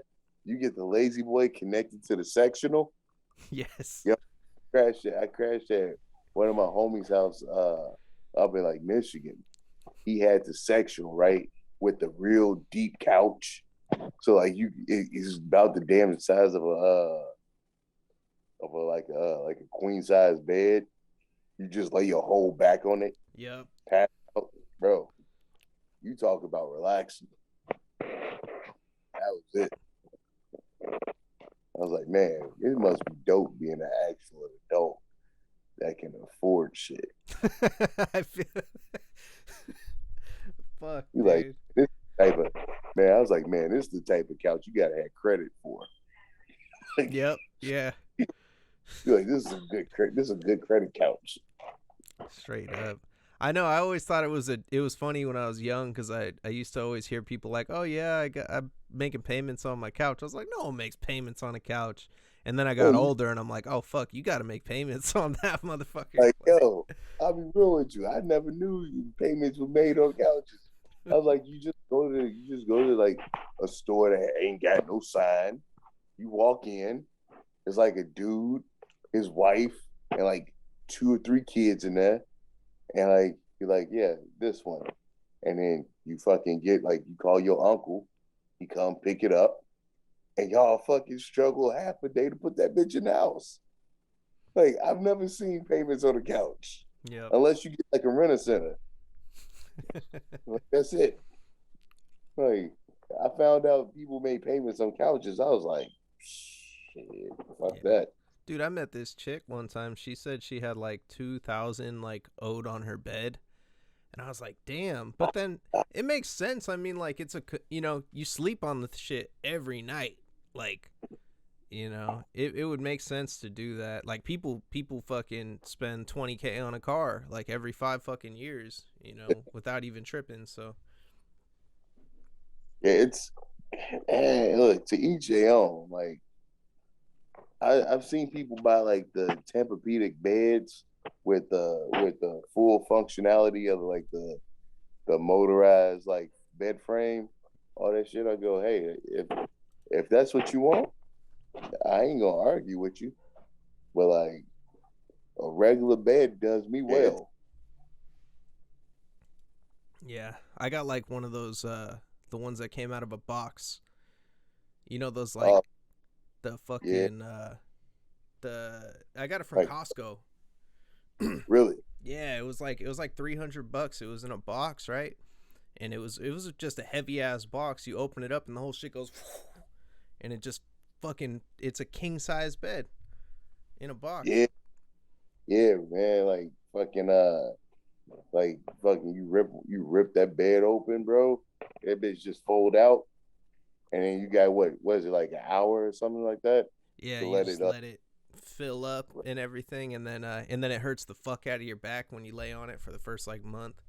Like fuck.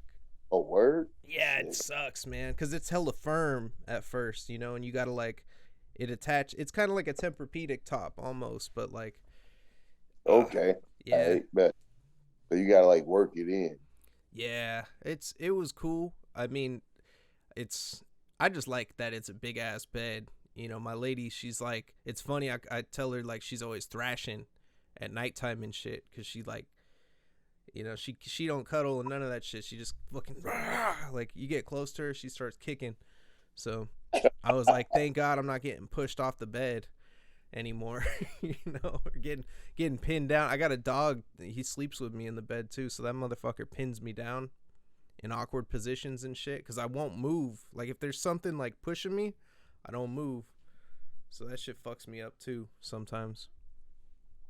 Yo, I've been there, man. Like you sharing bed with your girl, dog hops up, you like, damn.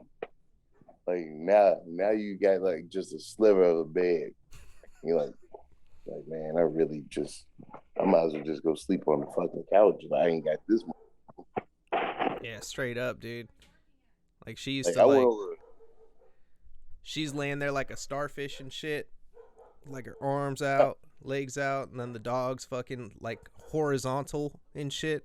Yeah. And you just like you just fucking curl it into like a fucking S.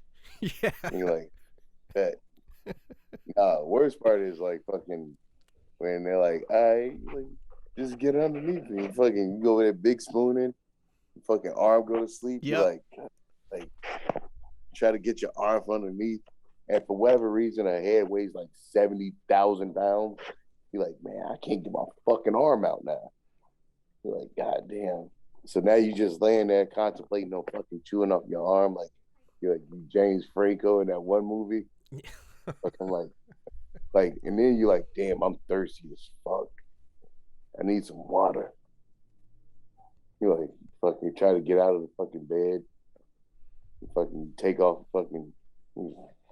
Can't disturb shit. It's fucking. Listen, man. It's fucking horrible sometimes because you just want to be like, yo, I just want to just lay here now. But it's better than dating a chick that like has a need to fill her fucking bed up with pillows. Yeah.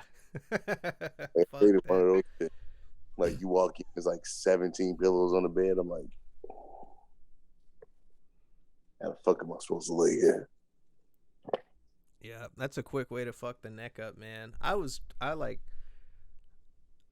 thought I broke my neck the other week, crashing on my cousin's couch. I woke up, like I was laying in an awkward position, like sideways on the couch with my neck like that, you know, like when you're on the shit. And Yeah. I passed out. I wake up at 2 a.m, and it was hella funny. It was the night of the John Wayne Murdoch Cologne fight. I fucking watched that, passed out. All I'm dreaming about is John Wayne Murdoch getting fucked up, you know, because it's fresh in my head. All I see is just blood. It was weird, man. I get vivid ass dreams. But like, then I wake up and I was like, oh shit, I'm in a weird ass position. I lay on my back and I just feel shock shooting down the back of my neck. And I was like, oh, did I just break my shit? Like, did I fuck my shit up, man? Like the way I was laying. Luckily, it only lasted a couple seconds and went away. But yeah, I thought I really fucked my shit up permanently. I was like, I hate that. It's kind of like when you're lifting some heavy shit. I don't know. You don't have back problems, huh? You're fucking, or you wrestling through them. Like, hey, you just gotta see it through, my boy. Shit. Look, straight up, man. There's days where I get up and I go, I don't know about this one, Chief. Yeah. I'm gonna have to feel it out. Got to get up like a turtle and shit. That's how I am sometimes. Like, I gotta like roll directly over to the side. It's definitely a slow build. There's mornings where I get up and I go, all right, one leg, two leg. All right, let's go. Like, there's days where I get up and I go, damn, man, I wonder what it feel like not to have any fucking back pain. I know, right? Like, fuck, Like, that's probably the best, the happiest people in the world and shit.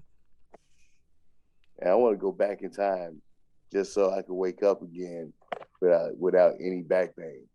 I wish I could go back in time and smack my younger self and be like, yo, don't do that shit. Don't lift that shit like that. Yeah. What's wrong with you? Like, what the? Don't do that shit. I'm having a kid and I got like that. I'm gonna tell him like your back is the most important thing. I don't give a fuck how fast you want to get shit done. I don't give a fuck about you want to make one trip carrying the waters in. Like, don't do that shit to your back. Oh, hold on now. Look, multiple trips ain't. I don't know about that. I sacrificed my back for multiple trips. Look, I'm like, look, hey, one trip, Charlie. That's it, baby. Yeah, you got like fucking 10 bags on your arms and shit. 10 bags, case of water underneath one arm, bro. I'm like, I'm making it in this bitch. I'd be damn back out there. Fucking A, man. Yeah, I'm guilty of that shit. So you know what I hate though? When you're like waiting for them to open the door and you got all this shit in your fingers and the circulation's getting cut off and shit. And then you gotta open and close your hand after. Look, your fingers turning purple and shit. You're like, hurry up and open this motherfucking door. They're like, well, worse is when they fucking just unlock it. They just unlock the door and you like, come on. Yeah. Now you gotta fucking find a way to open that bitch yourself. All the fucking time, man. That's my struggle. Shit. I forgot to ask you, how much time do you have tonight? Are we going till 2 a.m.? Hey, unfortunately, I can't do the 2 a.m. spot. I gotta get ready tomorrow. Travel day tomorrow, baby.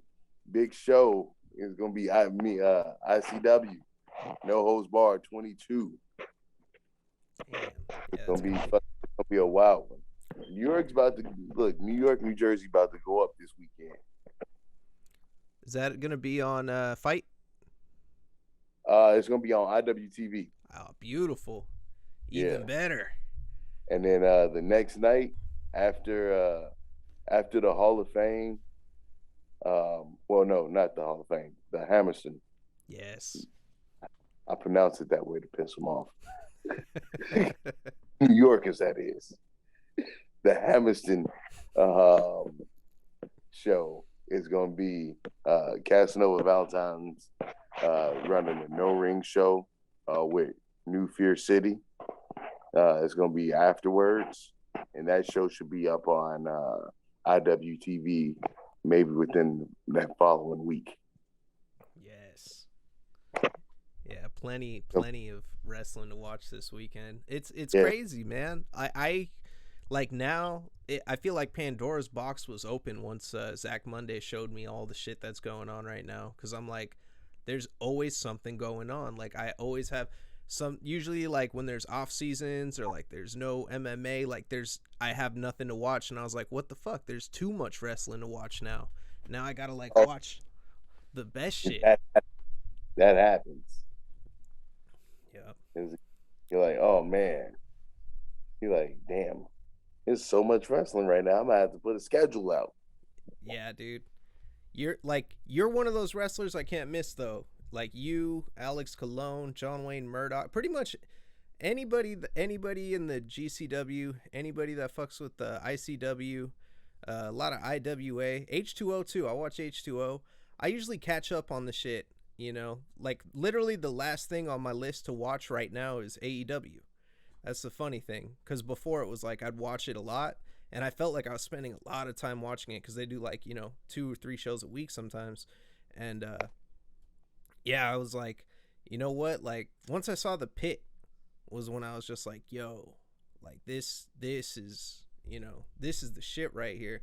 I'm cool with spending $15 on a pay-per-view, $20 for a weekend, on like some of the other stuff too. It's like, the $50 AEW was always painful for me for some reason. It is like, look, this is not an officially branded podcast of AEW, WWE, or any other big company, is it?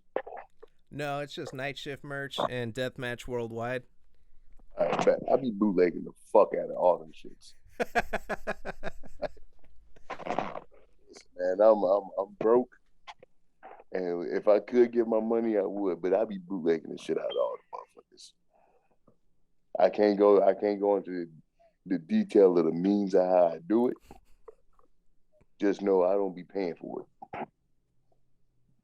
Yeah, man.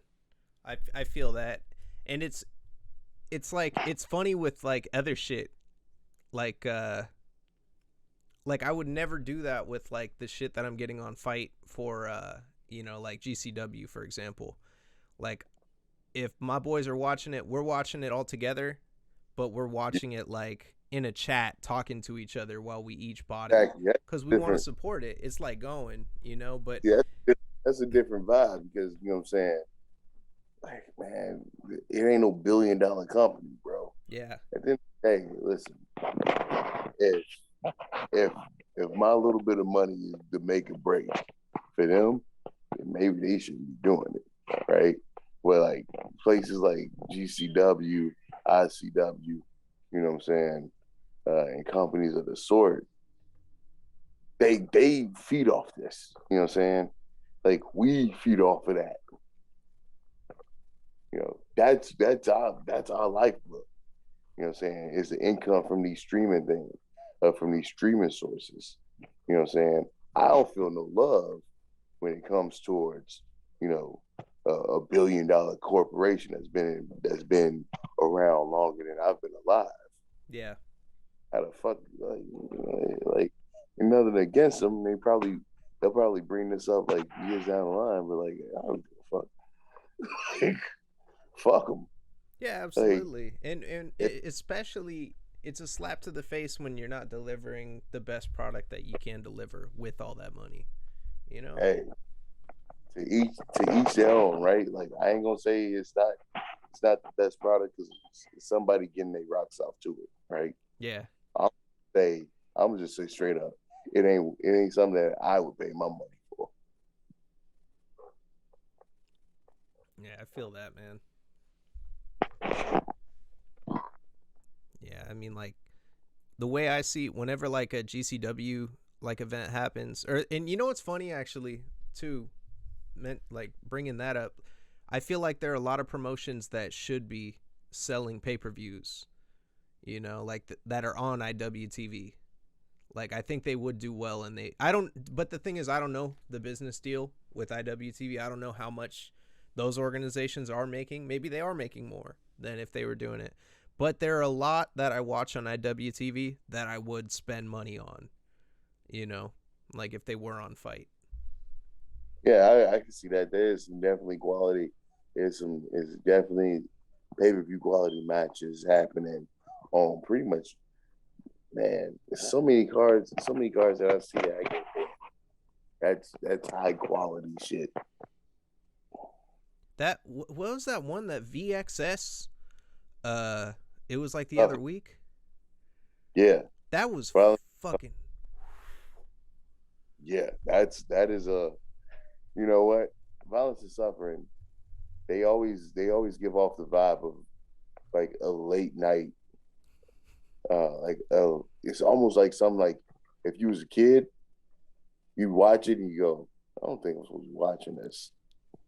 You know, yeah. uh, it gives off that vibe of like late night fucking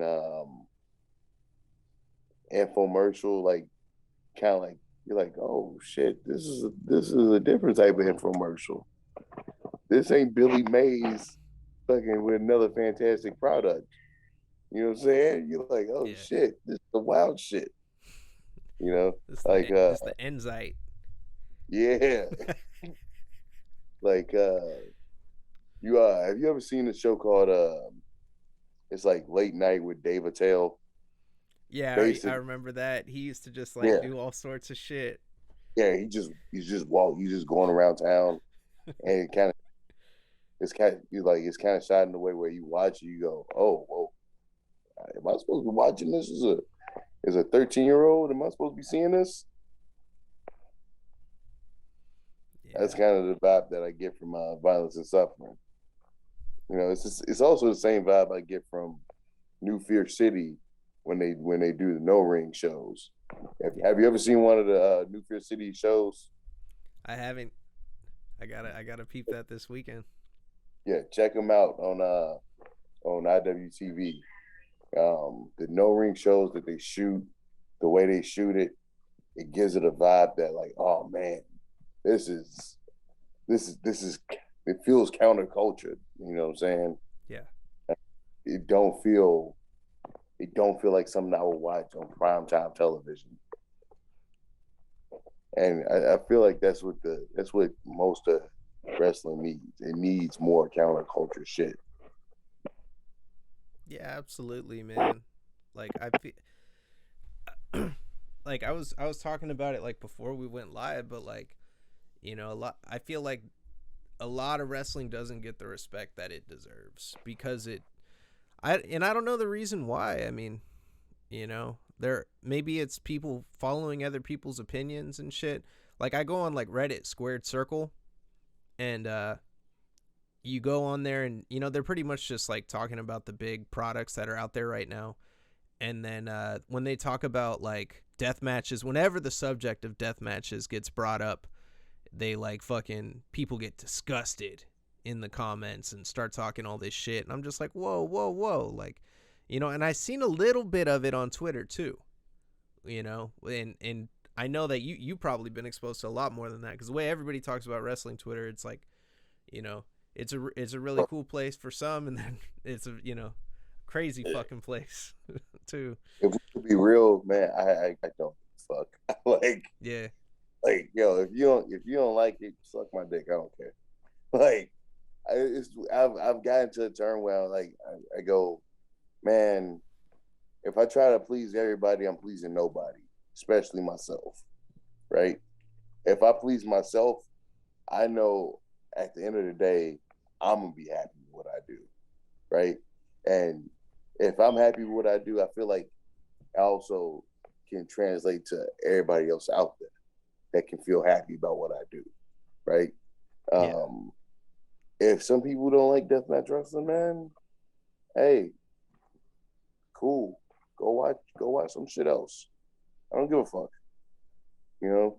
And as far as like wrestling Twitter goes, man, I limit my exposure to legitimate like wrestling Twitter. Like I get on Twitter, I say funny shit that I think is funny when I'm high. I'm like, that shit's hilarious. Let me go ahead and say that shit. And then I leave it at that. And I'll fucking repost my matches. And then I'm out. I don't get on there. I don't try to debate with nobody. I don't try to argue with no one. Right? If I saw a post earlier this week, dogging fucking was it, I think it was Deathmatch Wrestling. Yeah, the dude was dogging Deathmatch Wrestling. I just told him to go fuck himself. Like, hey man, I'm gonna tell you go fuck yourself. That's it. yeah, I'm not about to sit here and I'm not about to try to educate a fucking horse on fucking thermodynamics. You see what I'm saying? yeah. Oh, Go follow. absolutely. I tried to last year, it's funny, like growing up, man, like I grew up super religious, right? Well, not Yeah. like super religious, but like I grew up very like, you go to church, you do this, your whole purpose is to convert people to Christianity. That was like what my church was really big on when I was going as a kid. And I used to get in arguments all the fucking time at school for some shit that I didn't even like really understand, and some shit that I didn't, I wasn't like I there were a lot of good aspects from what I was doing, but it wasn't coming from the right place. And like I feel like that having arguments, like having so many arguments like that with other people, I realized at one point, like, you can't convince somebody some shit that they're not gonna believe from the beginning, or you can't convince somebody to be No. into some shit that they already have made up in their mind that they're not going to be into it. And yeah, I really I try to avoid conflict on the internet as well, because I know nothing good can come from it. Nothing good can come from like encouraging people to do that kind of shit too. Like even encouraging like my own fans. Like say if like someone comes at me and like other people are gonna like go at them, like I'm not gonna encourage that type of behavior too, because it's like, I don't want that type of toxicity. But it is what it is. Like people are people and shit. You know, like this one dude, Rex Sterling. He doesn't wrestle anymore. Actually, he's a streamer now, and Okay. yeah, he said it was just a matter of time before he started getting like death threats and shit. Like it was just a regular thing on his stream. He had to like people found his address, they found all this shit on him, and they were like posting it on the thing over and over again. And he was just like, "What the fuck? Like these people really got no life. Like this is the kind of shit they're gonna do. Like they're gonna be people like that no matter what." And then like, Yeah, and you can't help it. yeah, like there's always the trolls and shit, and it's like fuck them. So I totally feel you on that, man. Like you limiting your exposure to that kind of shit. I don't tweet a lot because of that, because I know I'm like, all right, well, anything I say is going to be traced back to the show, and I want to make sure that I'm expressing myself as a person, as the way I always want to be seen, as I don't want people taking shit out of context. Sometimes I say a lot of dumb shit on this show. Like, don't get me wrong, people are gonna take me out of context all the fucking time, probably. Like in the future, they're gonna look through the archives and like see me talk about my kid and all this like personal shit or whatever. But like, I say it this way, and like I'm mindful of other people, but also I'm gonna state my opinion on shit. Like I'm not gonna sit here and say anything hateful, harmful, or foul, but also like I don't want to. I'm not about to go fuck shit. You know what I'm saying? That's literally at the end of the day, that's what it is. You can sit here and you can state your opinion on something, right? And if you want to combat me, which I got a lot of resistance for, 2020, summer of 2020, for the Black Lives Matter, and people like, oh, like I don't like Black Lives Matter. Well, fuck you. Yeah. like at the end of the day, and man, if anybody listening that don't rock with them, I'm sorry, man. Like I don't know how to tell you. At the end of the day, like I'm a black life. It matters. Doesn't invalidate who you are. Just means I also fucking matter. Yeah. That's it. If you can't get that, bro, I don't know what to fucking tell you. Like I can't fucking teach a horse fucking arithmetic. So I refuse to. That's what I came down to. Like it got to a certain point where I was arguing with so many people about the situation. I kind of just fell into this bit of like, it doesn't matter. It just doesn't. Like I can sit here and talk till I'm blue in the face, but if you don't care, it's never gonna change your mind, right? Yeah, like, I feel that. If you don't like Nickelback, and I'd be like, man, but Nickelback's amazing. It's the greatest band of all time. And you're like, I don't fucking like Nickelback. I could talk to you forever about it, and you're like, I don't want to hear about it. Yep. I feel that, dude. I like, yeah, straight up. It's a trip how so many people get inflamed over shit too. It's like, what the fuck? Like you say some shit that you feel, and like then people get all butthurt and shit. Like I seen it's fun. Like it's funny you mentioned that because I was watching this video of some dude. It was like some meeting in Florida or whatever, and he was like going. It was like a city council meeting somewhere in Florida, and he was up there and he was like reading some shit. It was a concerned citizen, right? And he was like, so I looked at this dude so-and-so, some other politicians like email and shit. And then he was like, and I noticed at the end it had BLM in it. And he's like, and I don't know if he's from the Bureau of Land Marketing, or he said some dumb shit like that. But he said, but I think he does have an ulterior motive because he's associated possibly with Black Lives Matter. And then like the dude walks away, and then the fucking like councilman or whoever it was, the mayor, he like grabs the microphone. He was like, okay, so just addressing a couple things. The first thing is that the email that you were reading about actually was for like the school district, and it was the school district's email and shit. And it's like Yeah. people just get so like what the fuck?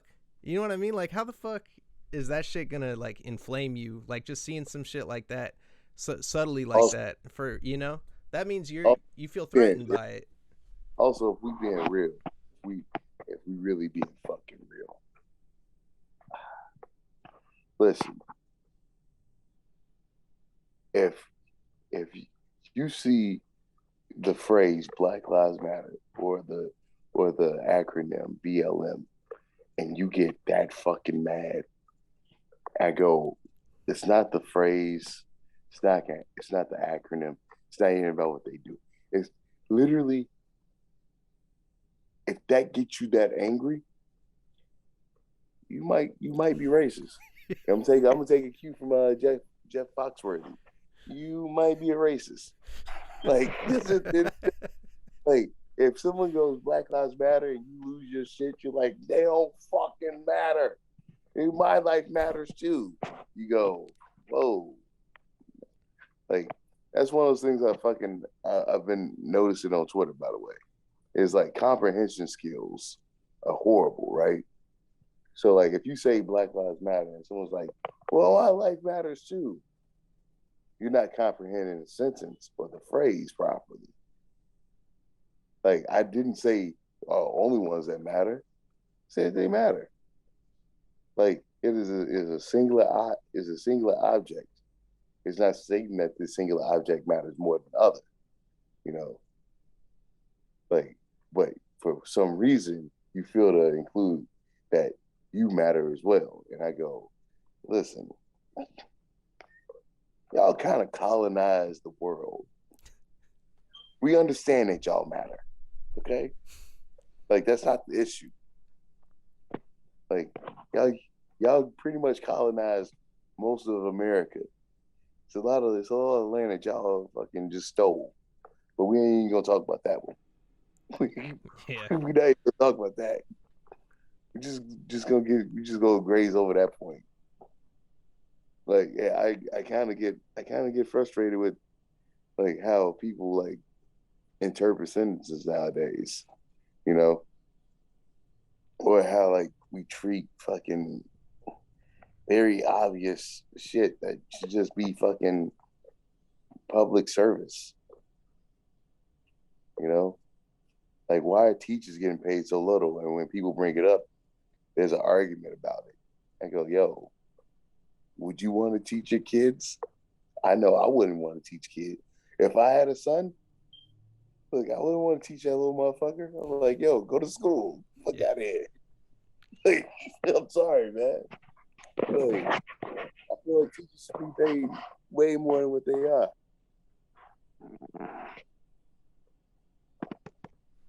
Yeah. People are self-serving, you know. That's Yeah. they just care about me, and then fucking, fuck everyone else. I'm gonna get what I can, and you know, no need. And it's a trip, man, because I used to talk to a lot of people. So during the election, I'm from California. I used to work for a place where I would speak to people throughout the U.S. It was a business that serviced the entire U.S. So I'd be on the phone all day with these people, and whenever they would hear that I'm from California, like usually people from the Midwest or like down south, they'd always have some like snide comment to make or some shit like, "Oh, you're over there in crazy California," or like, And I was like, you know what? What's funny is like growing up in California, like at least the bubble that I was in, like shit, there was never really any like there. I guess it's just so diverse over here.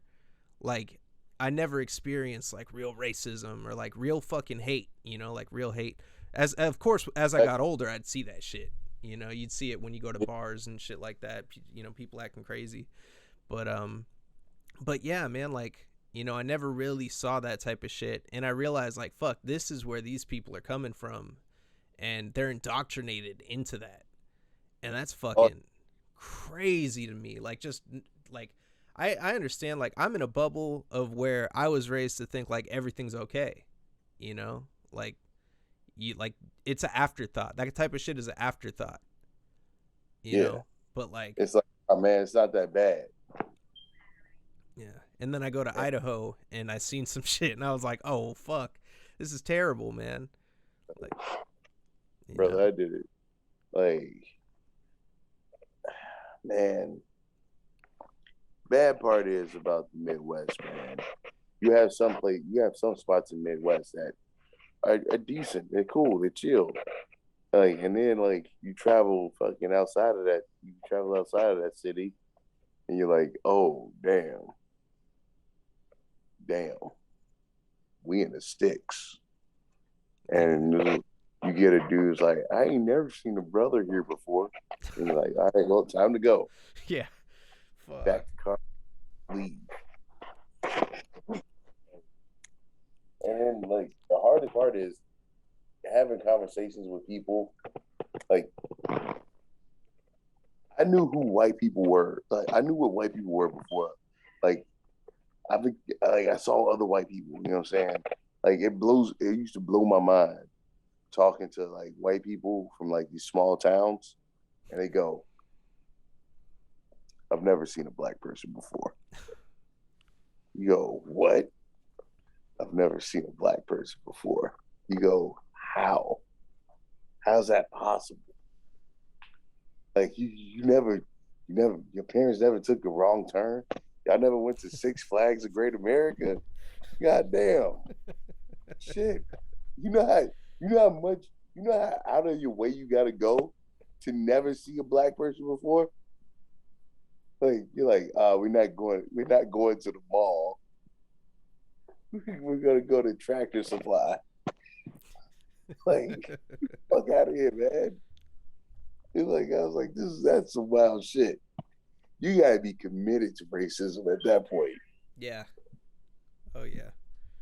That's like they're totally indoctrinated, dude. At that fucking point where you're like, because you don't know shit else. And, yeah. And you, other than what you've heard from other people, and then what you see, you know, online and on the news and shit, like the way they paint shit. You know what trips me out when people scream about Antifa. Like, yeah. And then you get like people like Joe Rogan like clowning on Antifa. Look at these little weak guys, and I'm like, what? Like I don't understand why people are like so offended by shit. Also, like, do they know what that means? Yeah, that's the other thing. It's like that's what they want, you know. Well, I mean, that's I don't know. I think it's a we hit a fucking snag.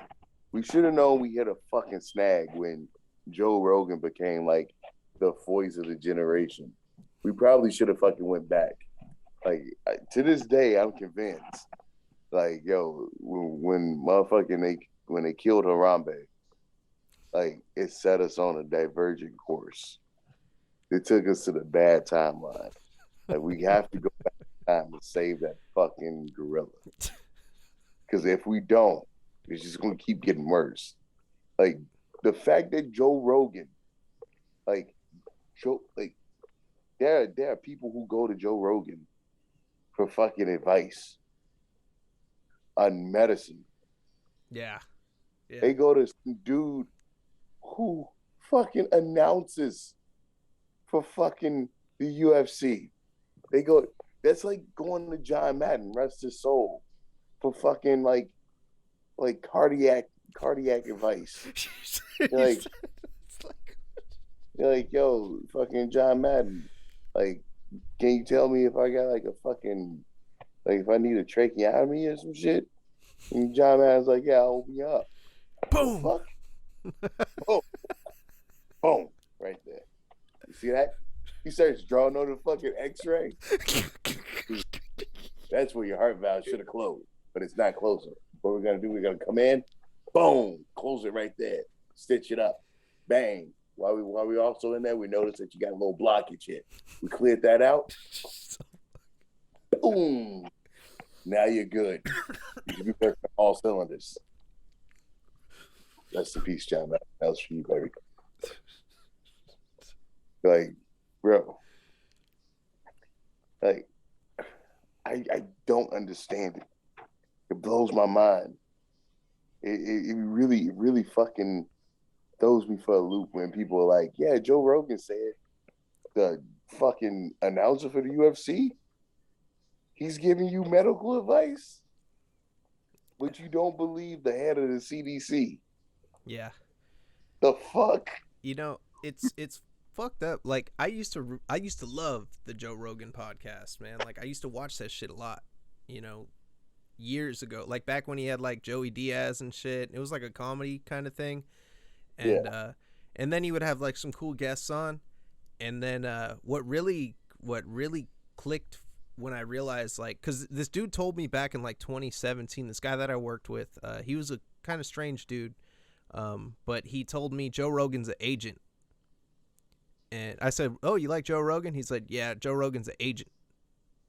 I said, "What the fuck does that mean?" And he said, "He's there for other purposes other than just doing a show." And I was like, I don't believe that. Like he's a genuine guy, you know? He seems like just a fucking pothead, MMA fan. So comedian, you know? So I fucking I was watching during the beginning of the pandemic cuz he started doing, the episodes and shit, and he seemed kind of scared of COVID in the very beginning. And then he had Elon Musk on the show. Yep. And when he had Elon Musk on the show, Elon Musk was like, "This ain't shit. I don't want to shut shit down." And we were in lockdown, like we had everything shut down, and Elon Musk was basically saying like, "I'm keeping everything open," and I'm just like, this capitalist piece of shit. And then Yeah. Joe Rogan agreed with him, and I was like, oh, because you're kissing this dude's ass, like that's what it Yep. comes down to, like, so that's what you are. You're just a fucking parrot for these people with hella bread that you want to be like them and shit, you know. End And of the day, and yeah, he like, exposed himself. you know, thing is, man, like, also, I see like motherfuckers like Elon Musk, and they're like, "Oh, he's such a genius." I go, like, not really, man. Like, he just knows how to get people in certain places to do the work, right? It's like Steve Jobs. Steve Jobs was really good at placing people.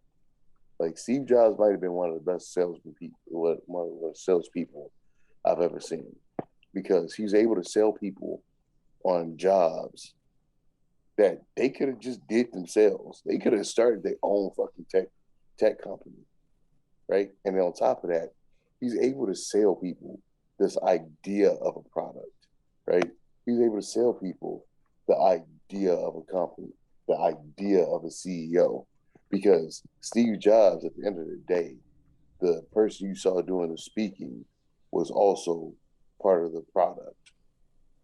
And like, there's so many facets to like what he was doing. How he break, and did he do it all intentionally? I'm not too sure. Like I don't know if he sat down and said, "I'm gonna make myself the image of Apple," right? But bro, that motherfucker was really like, you couldn't think of like Apple without thinking of that black turtleneck. Yeah.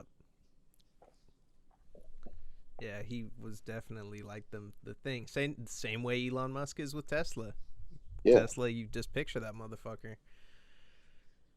exactly. Like, yo, these motherfuckers really like, yo, we should really be worried if they start moving to like third world countries, because then they just gonna become dictators. That's the next logical step.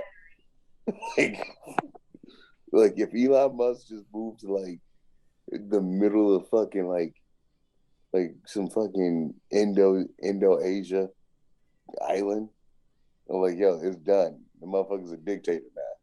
He's definitely taking it over.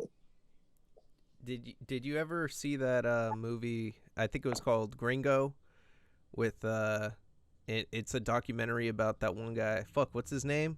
Uh McAfee, John McAfee? Oh, John McAfee. Yeah, Oh shit, saw bro. that That shit man he did? such a weird motherfucker, bro. John McAfee's such a weird fucking dude, but like at the same time, respect. Yep. Right. Man, the man was really wilding. Hey, The the man was hammock. really The hammock fucking, was off the hook. bro, just wilding. And like, yo, he went out on his own terms. He's like, yo, I'm gonna do fucking coke and fuck strippers, shoot guns until I die. And everybody's like, John, I don't think that's a good idea. He's like, fuck you. Also, I'm a scam until I can't scam no more. Bro, like, what did he get? He got in trouble. He got in trouble in America for scamming.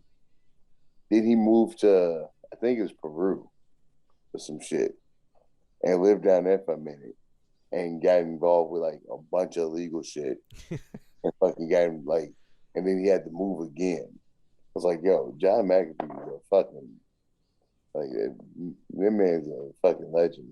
Rest in peace. I know. I used to get annoyed when his shit would be on my computer because I was like, damn, I can't say nothing bad about John McAfee because he could be listening. He Yeah, probably got he's some like, shit programmed. Catch me talking shit. show up with a whole fucking army. Yep. Yeah, I remember that. He had the militia of like people he Bro, hired. bro, the man had a fucking militia. John McAfee might be one of the loudest Yeah, that's nuts, man. That guy is fucking something else. I don't think he did it though. I don't know. I don't think he did it. I think he fucking I think somebody got him. Especially cuz didn't he tweet about that shit like a year before? He said I'm getting a tattoo that says I will never commit suicide. something. Man, I don't know. It's like, bro, what? Like, he didn't have. He might have had government secrets. I don't know, man. Like, shit, man, there's so many fucking different things out here. Yeah, you never Like, know. like, I want to say he didn't do it, but at the same time, cocaine's a hell of a drug, Yeah, hey man, the hammock was, you know, if man. he did the hammock shit, then I'd believe some crazier shit. Just about anything. Like, concerning him, I believe just about anything. Motherfuckers can be like, yeah, he shit on fucking Nikola Tesla's grave. I'm like, yeah, that sounds about right. That sounds about right. Motherfuckers like, he didn't die. He went to fucking Andromeda 6. Yeah. I go, you know what? It's doable. Nah, he's in fucking Cuba with Tupac. You know, I look that shit up every year to see if Tupac's What? alive. Man, Like, was there a sighting yet? Like, I always get a little hope. I get a little hope, like every year. he's just outside of the villa. Someone takes a picture of it. I'm just Boy, waiting yo, for him to be like, I'm back. bro, did you see Matrix, yo? You see the new Matrix? Not yet. I watched the first half of it. All Like right. right when he unplugs again is when that's where I stopped. I still gotta finish it. So did you get to the point where like they explain why nobody could recognize Neo? Yeah. Because Okay. they like had him look different in every universe, right, or some shit. Yeah. So what if, bro, that Tupac has been alive this whole time, but he just doesn't look like Tupac to us? Damn. Boom, right there. Go ahead, take that one with you for the road. Go ahead, spread that around. Let them know. Like, blow some minds with that next time you see some people. That'd be hella lit, man. I'd be happy. I'd be happy just knowing Tupac's alive still. Honestly, yeah. I'm like, man, like, it's good seeing you out here. It's good seeing you out here, Pac. I'm gonna need another album out of you, though. I'm gonna need another. I need some dope shit out of you. All I right, th- so, he had the brains to do it, man. I mean, either that or it was insanely what's it called? Like just an insane coincidence.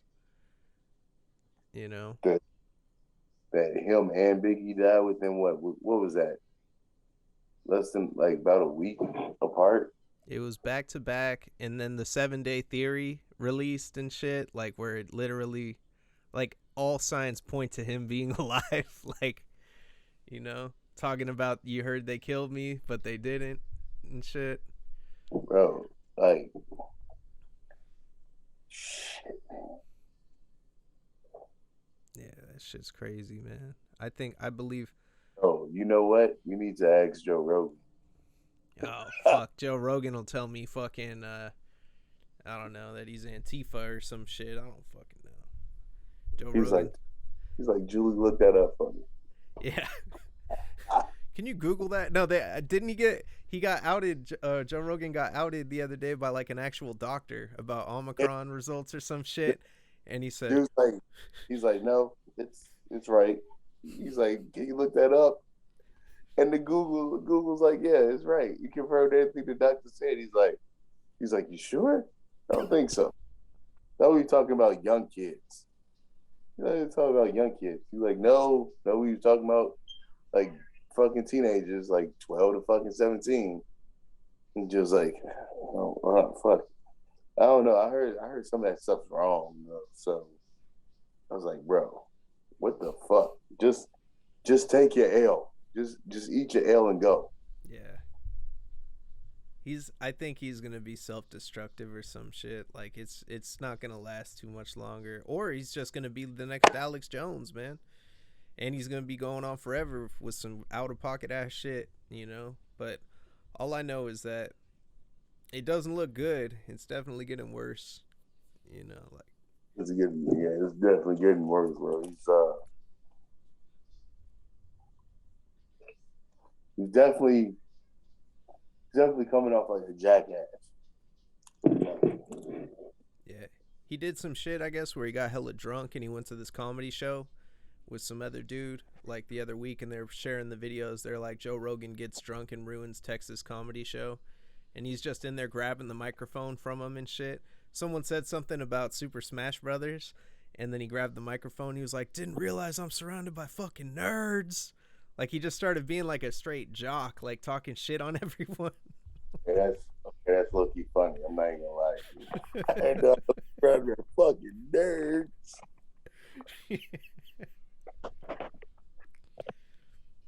Fuck, man.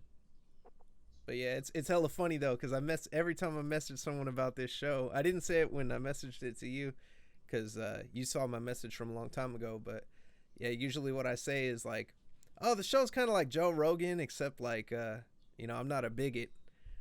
It's like people are like, oh, okay, that sounds pretty cool.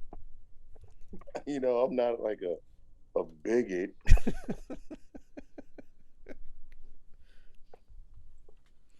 Bro, I'm telling you, man, it's fucking rough. It's rough, man. Like people that you thought were cool, you're like, oh man, that sucks. That guy's a fucking racist now. Yeah, coming out the woodwork and shit. Yeah, like so I told people like, yo, if like motherfucker like I can't put if people that we looked up to could turn out to be just the worst people, bro, what hope is it for these current people? You know what I'm saying? Like people like Joe Rogan, like there's a generation of kids who don't fucking know that Joe Rogan was like a bigot. Like they're just like, oh yeah, no, Joe Rogan's cool, right? They just know him from. They probably don't watch the podcast or whatever because he probably doesn't. They know him from television because he calls it MMA, and then they're gonna find out later. It's gonna really shock them. Like it's like how everybody was like, how are you guys so shocked about Ric Flair now? Look, it's like, yo, we were like 13. Yeah. We were like 13 when we found out about him being a fucking weirdo. Yeah, man. I mean, you Like, could just tell by watching his gimmick and how he carries himself. You know, he does some yeah, funny shit. yeah. But like, man, I don't need like wild shit to come out about Dusty, bro. that'll fucking break me. Yeah, he seems pretty Like, genuine. they're like, yeah, Dusty was just in the back, just slapping women and calling black people N-word. I'm like, Oh, ah. I don't know if I can take that, man. I Like I was pissed off about Kane, man. I was very that, disappointed in him. thought he was smarter than that, but hell, he might be. Who knows? I seen some shit that said professional mask wearer doesn't want to wear masks. Yeah, that's the one. And then who else? Val Venus. I was like, okay, I could see that coming. Uh, So here's the thing about Val Venus, man. For like the longest time, Val Venus is just like, hey man, just legalize marijuana. Legalize marijuana. Everybody's like, yeah, fuck yeah, Val Venus.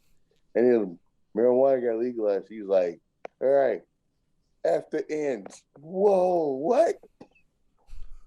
You like Black Lives Matter? I'm like, bro, fucking Val, calm down.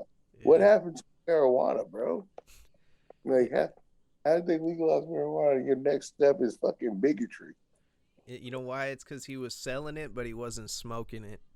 Because if he smoked, he'd probably realize that's wrong. you know? Yeah, yeah, like, bro, like, I really thought, like, man, like, Val Venus would be a cool, like, he'd be a fucking cool session person. Like, throw him in a cipher. Now I'm like, he's the last person I wanted to fucking say. I'm like, nah, bro, we're full. Yeah. But Disco circle, Inferno. yeah, I always do this. Oh, you did? You always do that. He never struck me. He never struck me as somebody cool. He, I saw him at fucking, saw him bouncing in Vegas once at a strip club called Sapphire. Yeah, I've been But there. I was just there the other month. fuck yeah. Also, it could be wrong because I was fucking annihilated, but I could have sworn that was Disco Inferno. I was like, Disco Inferno? He looked me dead in the face and turned and walked away. And I was like, oh shit. And like, so it could be one of two things. He knew that I knew who he was and he walked away, or it was not Disco Inferno. yeah.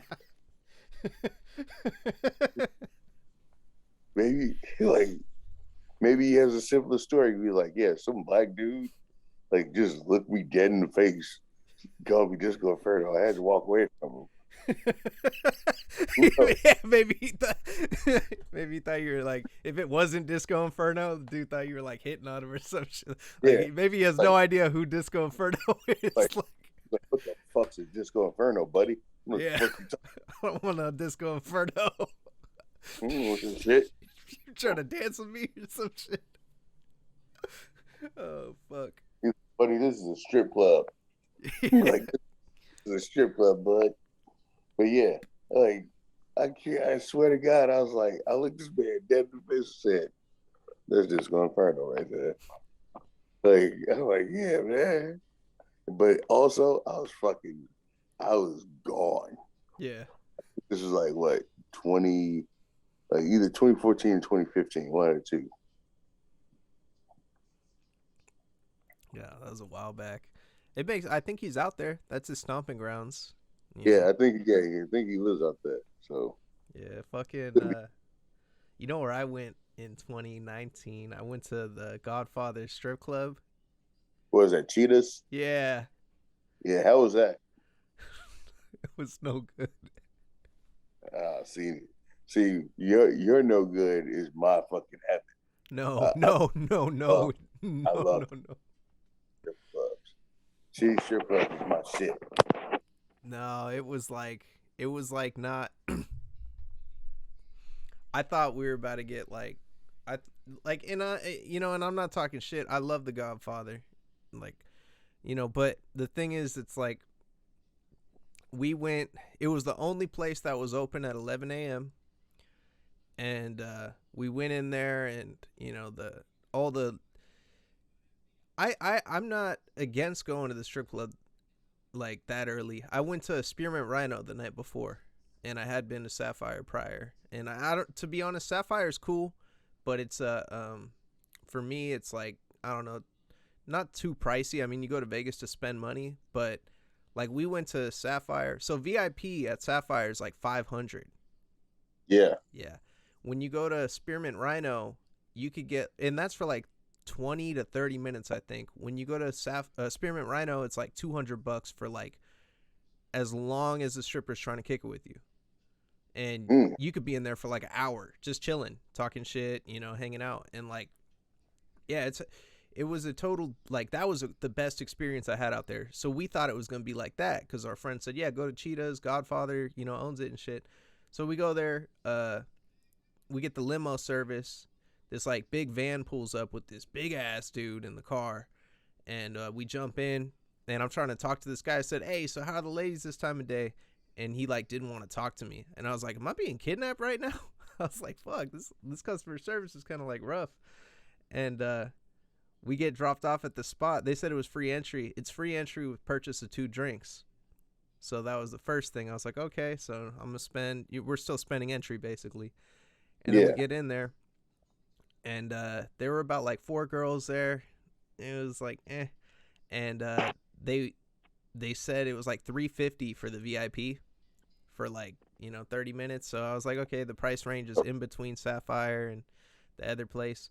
But yeah, one of the chicks started dancing on my boy, and he's getting a dance, and I went with my lady, you know. So when I go with my lady, I don't really get that many dances. I'm buying dances for us, I'm buying dances for her and shit. So Yeah. like, my boy's getting a dance, and then halfway through the song, the chick steps up, like gets up and is like, you know, he tells her to like go away, and I was like, what'd you do? Like, you just paid her, and he tipped her too. And he said, bro, she smelled hella bad. Like, she just smelled like straight BO. Like, she hasn't showered, no perfume or nothing. I was like, oh, that sucks, man. Like, usually they have that like in the bathrooms for the women, you know, so they like freshen up or whatever when they're Yeah. going out. And yeah, it was just kind of nasty. And then yeah, my one boy like actually started like talking to one of the chicks or whatever, but he told me, he was like, yeah, man, it was gross. She was like sweaty and shit, and I was like, ah, it's not like, it wasn't hot in there, it was hella AC'd out. So I was like, man, this is kind of gross. Like, we sat there for an hour, and then no one was dancing on the pole. Everyone was, the chicks were all just sitting like on the other side, and then no one was really walking up to us. I mean, we had dough we were trying to spend and shit. It just wasn't that great of an experience. And like, it's hard for me to not like a strip club.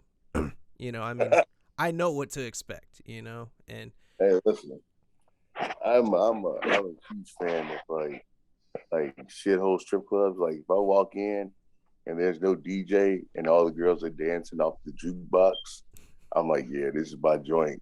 Yeah. Like, how much for a dance? It's like 25 bucks. $5 goes to the jukebox. I'm like, hell yeah, sign me up. Like that's my shit. Like there's a place out here called Patty's. And like that's it. Oh my God. It's Patty's, and this place is closed now. But it used to be a place called Lenny's. My God, Lenny's was such a shithole. It was amazing though. It was fucking the shits. I loved it. man, that's fucking great. I love that kind of shit, man. Like, Bro, look, little go I'm tos. bullshit you. Like we could go to a nice fancy strip club. Like we could go like dancers or some shit at PTs.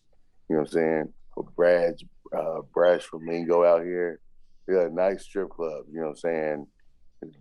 Girls are nice at fucking places. Fucking nice. It's got nice lit. They got DJs and shit. I'm like, that's cool.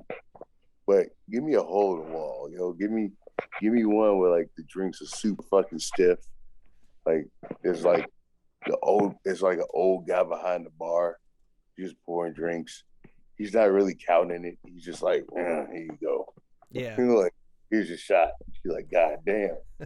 Like this is a fucking pint cup. What are you doing? Like, Like he ain't measuring out the shots. He's just like eyeballing it. You're like, all right, here you go. Like goddamn the girls just going up to the jukebox, playing whatever tracks next. I'm like, this is my fucking place. This is where that's where I thrive. Yeah, that's fucking lit. And that's in Chicago? Indy. So I live in Indy now. Okay. So I'm based out of Indianapolis now. In Chicago, there's places like Arnie's, Club 390. It's fucking what is it? Jimmy's. I don't know if Jimmy's is open still, but Jimmy's it was a good spot in Chicago Heights. Let me see, it's another spot. I think the factory's closed, but the factory was like BYOB full of nudity. Damn. Yeah, that place used to get fucking wild, bro. That's crazy. Wild as shit. Yeah. Yeah, they got those out here, but they're like no liquor. Yeah, it's like the factory was BYOB because they had no bar, so you come in with like a fucking bag of your bottles, right? And then you go up there and you get like cranberry juice, and you just pour your shit in. Like they didn't give a fuck. Yeah, that's what my cousin used to do. Yeah. He said, you bring in the 151. He said he went there because he used to go straight after work to one in San Francisco. And he brought my one cousin, rest in peace, Danny. He used to just get crazy at these strip clubs when they go. He said they went in there one time and like Danny, they had like orange juice, that they were pouring with the 151. And Danny spills his shit all over the dance where the pole was and shit, the dance area. And like that fool Danny was like just on a sick one this night. He grabbed the tape measure off my cousin's shit because my cousin worked in construction. He grabbed the tape measure off of his hip and he put like $1 bill on the end of the tape measure. Jesus. and fed that shit up to the stripper and was like poking her with it.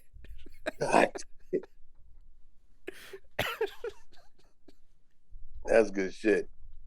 Yeah. Hey, see, like I'm not even gonna lie to you. That's a funny asshole move. Hey, take the dollar. Yeah, I don't know if he got arrested, but they got in a fucking. You ever seen that movie Blood In Blood Out? With Michael J. White. No, it's a movie with Damian Chapa in it, and he's on the streets and he's in this gang called Vatos Locos, and he gets locked up. Yeah, and that fool gets in. That dude corners him. He's like, "Here's a box of cigarettes. Here's all this shit," and then he corners him in the room, and he's like, "Give me some." Fucking.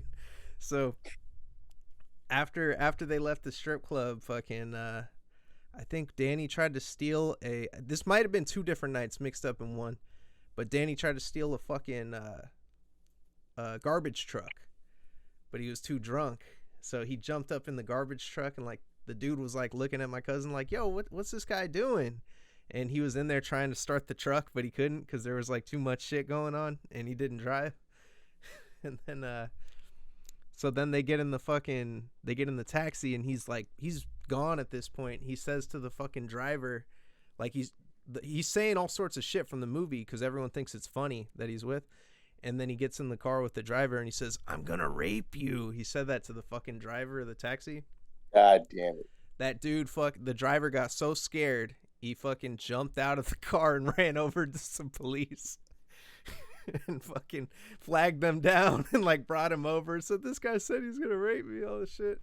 And then my cousins were like trying to explain to the cop, like, "No, haven't you seen that movie, Blood In Blood Out? I think he got arrested for doing that shit." You can't do bits with everybody. You can't be doing that shit. You gotta pick and choose your bits. You gotta open up with that. You seen this?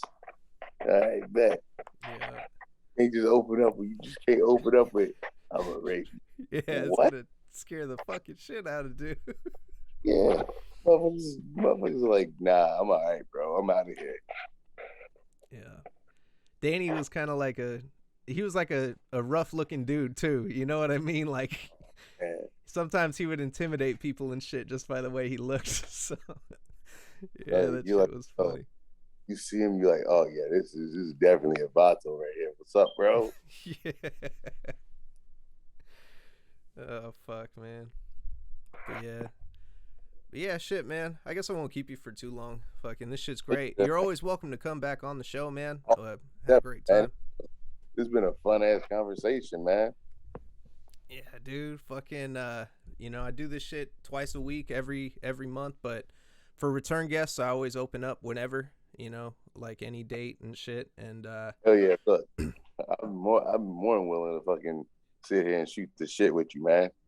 I got more stories and I got more stories that I know what to do with.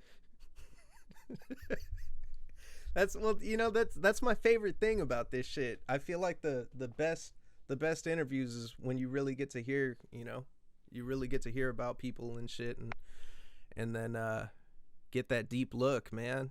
Cause like I know that's the way I am. Like when I'm really into like some shit, like a band or like like an actor or some type of shit, I start looking up. Like I'll be up at like 2 a.m, like watching like when Bob Saget just passed away. Yeah. I was up to like 2 a.m watching like all the different shit like that he would talk about and shit. Like you heard that dude's the filthiest joke in the world with Bob Saget. No, I haven't. So I've heard of it. I've never listened to it. He goes on. I'm meaning to listen to it. Yeah, he does it for 7 minutes. It's almost like hard to listen to the whole thing because he just gets worse and worse and worse. But God damn. it's the craziest thing is just hearing it out of him, But like, yeah, like that's the kind of shit I like to look at and like, just really get to see what people are like. So yeah, I'm glad you had a great time, man. You Hell know, yeah, man. everybody watching, make sure to follow Hoodfoot on Twitter and Instagram. Um, watch Hoodfoot wrestle this weekend. You're starting tomorrow, so Yeah, I'm gonna be making a trip out there tomorrow. Um, tomorrow will be Saturday will be ICW No Holds Barred 22, myself versus Big F and Joe. Sunday we following up with me and Brian Keith in a no ring death match, and then the following week you'll see me versus Justin Kyle at RPW in Michigan, and then I'm off for a week, and then that following week, well, actually, I don't think I'm off for a week because it'll be February 5th. It'll be a show we're running here in Indianapolis called NAP. It's basically a community outreach program as well, where we're helping prevent gun violence in the city of Indianapolis. And then February 20th, it will be Flophouse Wrestling. That's me versus Levi Everett. In anything goes. ooh, that's the best kind. Yeah, it's gonna be one, man. It's gonna be a crazy one. Also, I forgot. I think it just got announced February 4th. Paradigm Wrestling, me versus Billy Dixon. It's finally coming to head. Like I'm getting this win. Like I can't keep having somebody live in my head, man. So it's Damn. like I said, man. This year is about to be a crazy one, man. Got it. And hopefully in April I'll be busy as hell. Early April in Dallas. Yeah, we got a lot of anticipation, from your fans, from me as well, man. You're a hell of a entertainer, hell of a wrestler, hell of a fucking athlete, and a hell of a person. I think anybody right in their mind wants to see you not only get down in there, but wants to see you succeed.